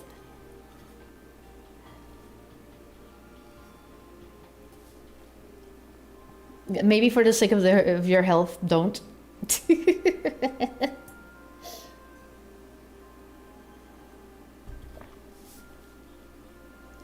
Semi-classic Sonic Free Riders.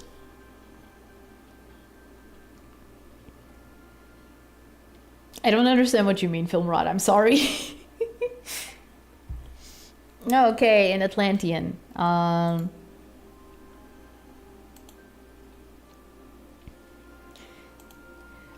Wait, just a sec. I mean, there's the things that I usually say in the beginning and the ending of the streams, which is I Jesus and Ekabe, which mean respectively hello there and see you soon.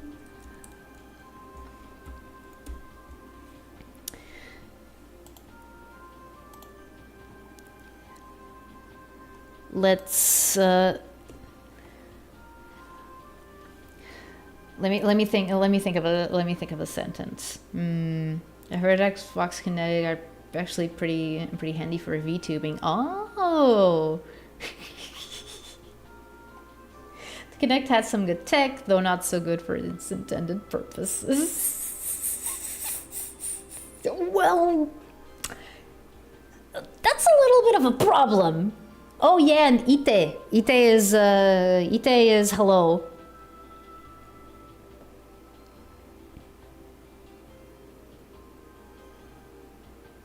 Isn't this about saying something in native language? Okay, I'm gonna see how you say.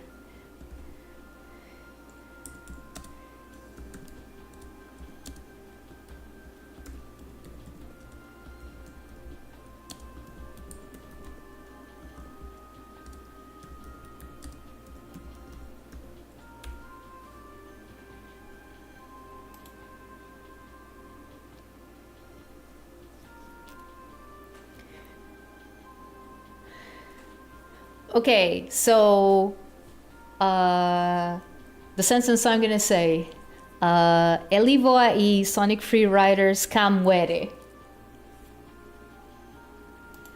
That means I think Sonic Free Riders is funny. I mean, you might have caught that I said Sonic Free Riders in English.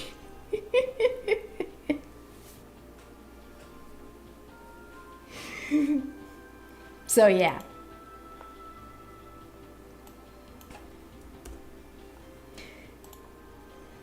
There's also that mantra that I should know by heart, but I'm still I still keep forgetting. I see.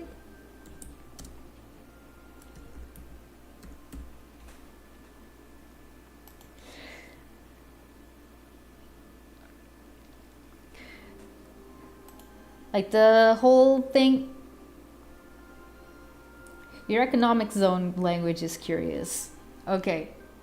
Okay, something. Okay, something in Portuguese.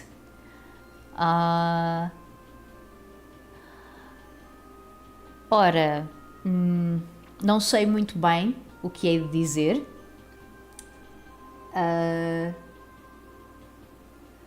Valere yabe ayavanuri. That means may nothing be forgotten, which is kind of the bedrock on which I built this whole channel. Back when I thought I was gonna have access to a lot more retro games than I actually do. All in due time. Say Sonic Free Riders to your crush if you have one to get them laughing.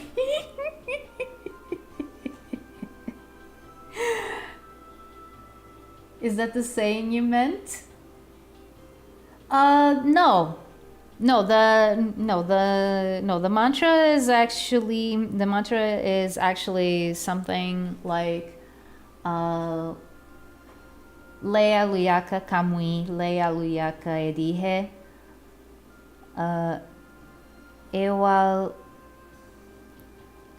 Eu alaia aluyaka evu. Eu aleia elva. I always get stuck at this part. Okay. I'm gonna write it down. So I can try to say it.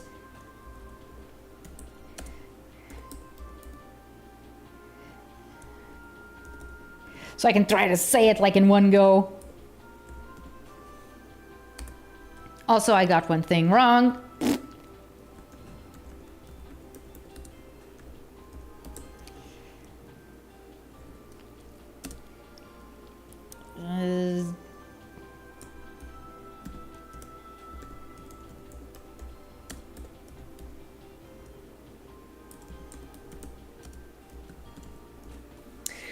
Okay, so the mantra goes: Leia luyaka kamui, leia luyaka ayaweni, ewa leia luyaka evu, ewa leia luyaka edihe.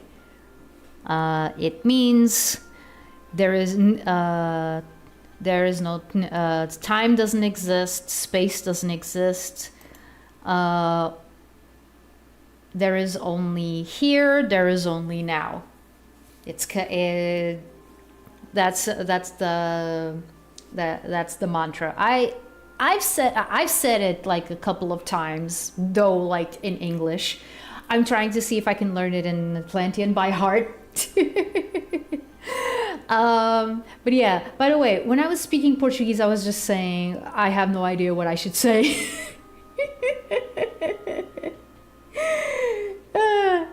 But yeah.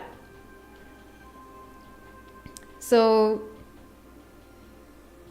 that seems potentially contradictory. What, the mantra? A lot of mantras are.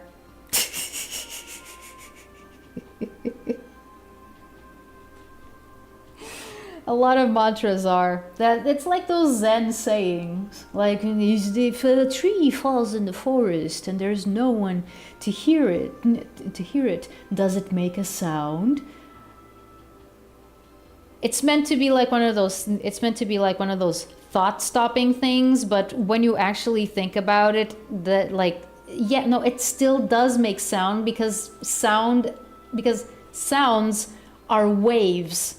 They're going to be produced whether someone is there to capture them or not, with their ears or with equipment or whatever. Like.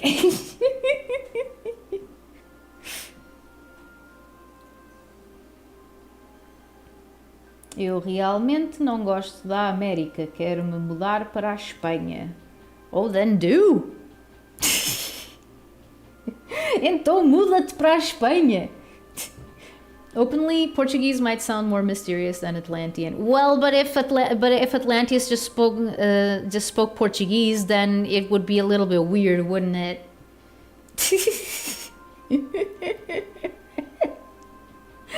Also, I think I know why you feel that way, is because Portuguese is a lot more of a closed language. Also, since it's, since I have actually been speaking it ever since I was a little kid, I do have a little bit more fluidity with it than with Atlantean, which is a language that the performer is coming up with. I mean, there are a few things. To me, the pronunciations can be a touch like nearby countries, but the rest is way out there. I mean, yeah, no, like Portuguese has a lot of sounds that are not all that common in other languages. Like, for example, we have the sound y. We have the sound ny. We also have both sh and sh, like that, and all of that mixed in with a lot of words that end in like consonants, and that makes it a little bit hard. Like, I'm gonna switch to Portuguese a little bit. Português é uma língua algo... É um bocado estranha. É um bocado estranha porque tem sons que não há em muitas línguas, como o lhe e o nhê. Xe há em mais línguas. Mas, mas, yeah, para mim é completamente normal. Yeah. So what I said was that the Portuguese language is a little bit weird because it has, those aforementioned sounds. I see. Yeah. Yeah. If you go like with Brazilian Portuguese, those are not as pronounced. Like, much like what happened with European Spanish or Castilian, in Brazil, most of the S's are actually pronounced as like a sibilant consonant, like s, like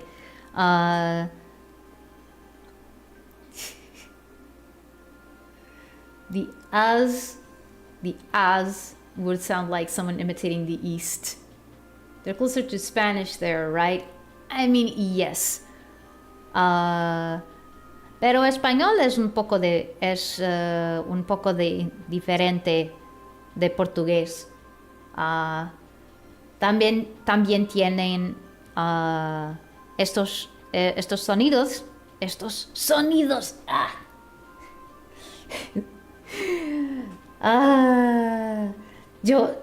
Yo no me gusta mucho, hablar español porque siento que estoy hablando más portuñol que español. Okay, so that was a bit of Spanish. I don't know. I have no idea what kind of accent that was. And I just said that it's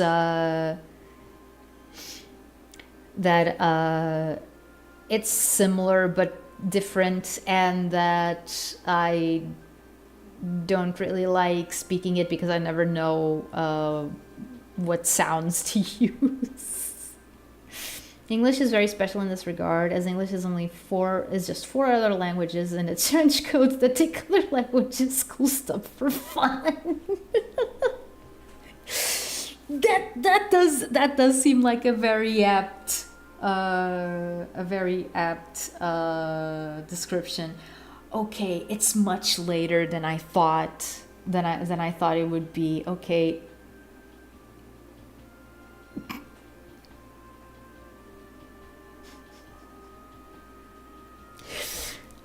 Mas assim, como é que as pessoas me vão perceber? Isto é uma audiência internacional. O inglês é a língua franca. Como é que as pessoas me vão perceber se eu não estiver a falar a língua franca? A língua internacional? Okay, Jonathan, Andre asked me to not speak English again. Sorry, by the way.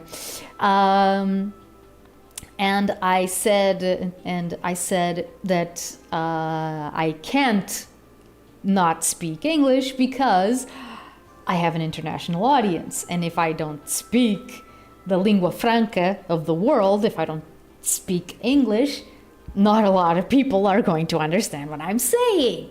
So yeah.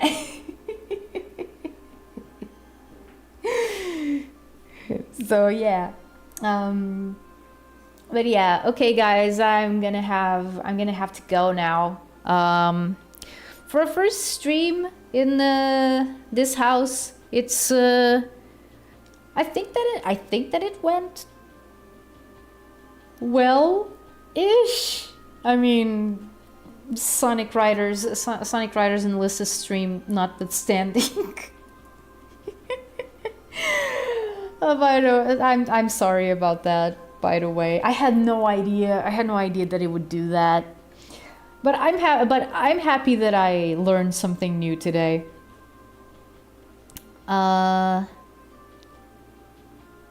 It seems relatively successful. Yeah.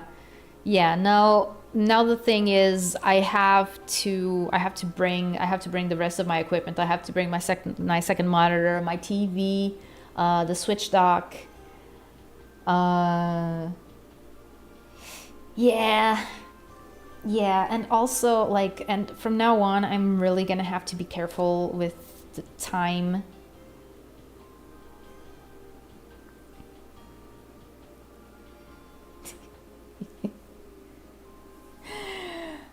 Uh, but yeah. Então todos estariam de aprender português. You know enough languages that if you just say something in 3, 4 different ones that aren't English, most of your audience might understand. I mean, yeah, no, that is true. Hopefully you don't walk out the door and straight into an agitated housemate. Yeah, yeah, I'm not looking forward to that. I was gonna ask about your thoughts on the Sonic manga and Disney selling to AI. Well, we're gonna have to talk about that some other time, unfortunately. But yeah, thank you for the stream. It was good to hear from you again. Yeah, no, like again, I want to see if I can make these a bit more regular. I might make a stream, like not before Christmas, probably not before Christmas, but like on the weekend after Christmas. So yeah. Also, there's still a couple of things that I have to figure out here with the move, because I'm not gonna work during January, so I need to figure that stuff out. Okay. Whether you're watching this live or the VOD, or are a lurker or are a member who just happened to not be able to show up, know that your presence is always appreciated. Always. And see you soon. Or, as they say in Atlantis, Ekabe! Bye!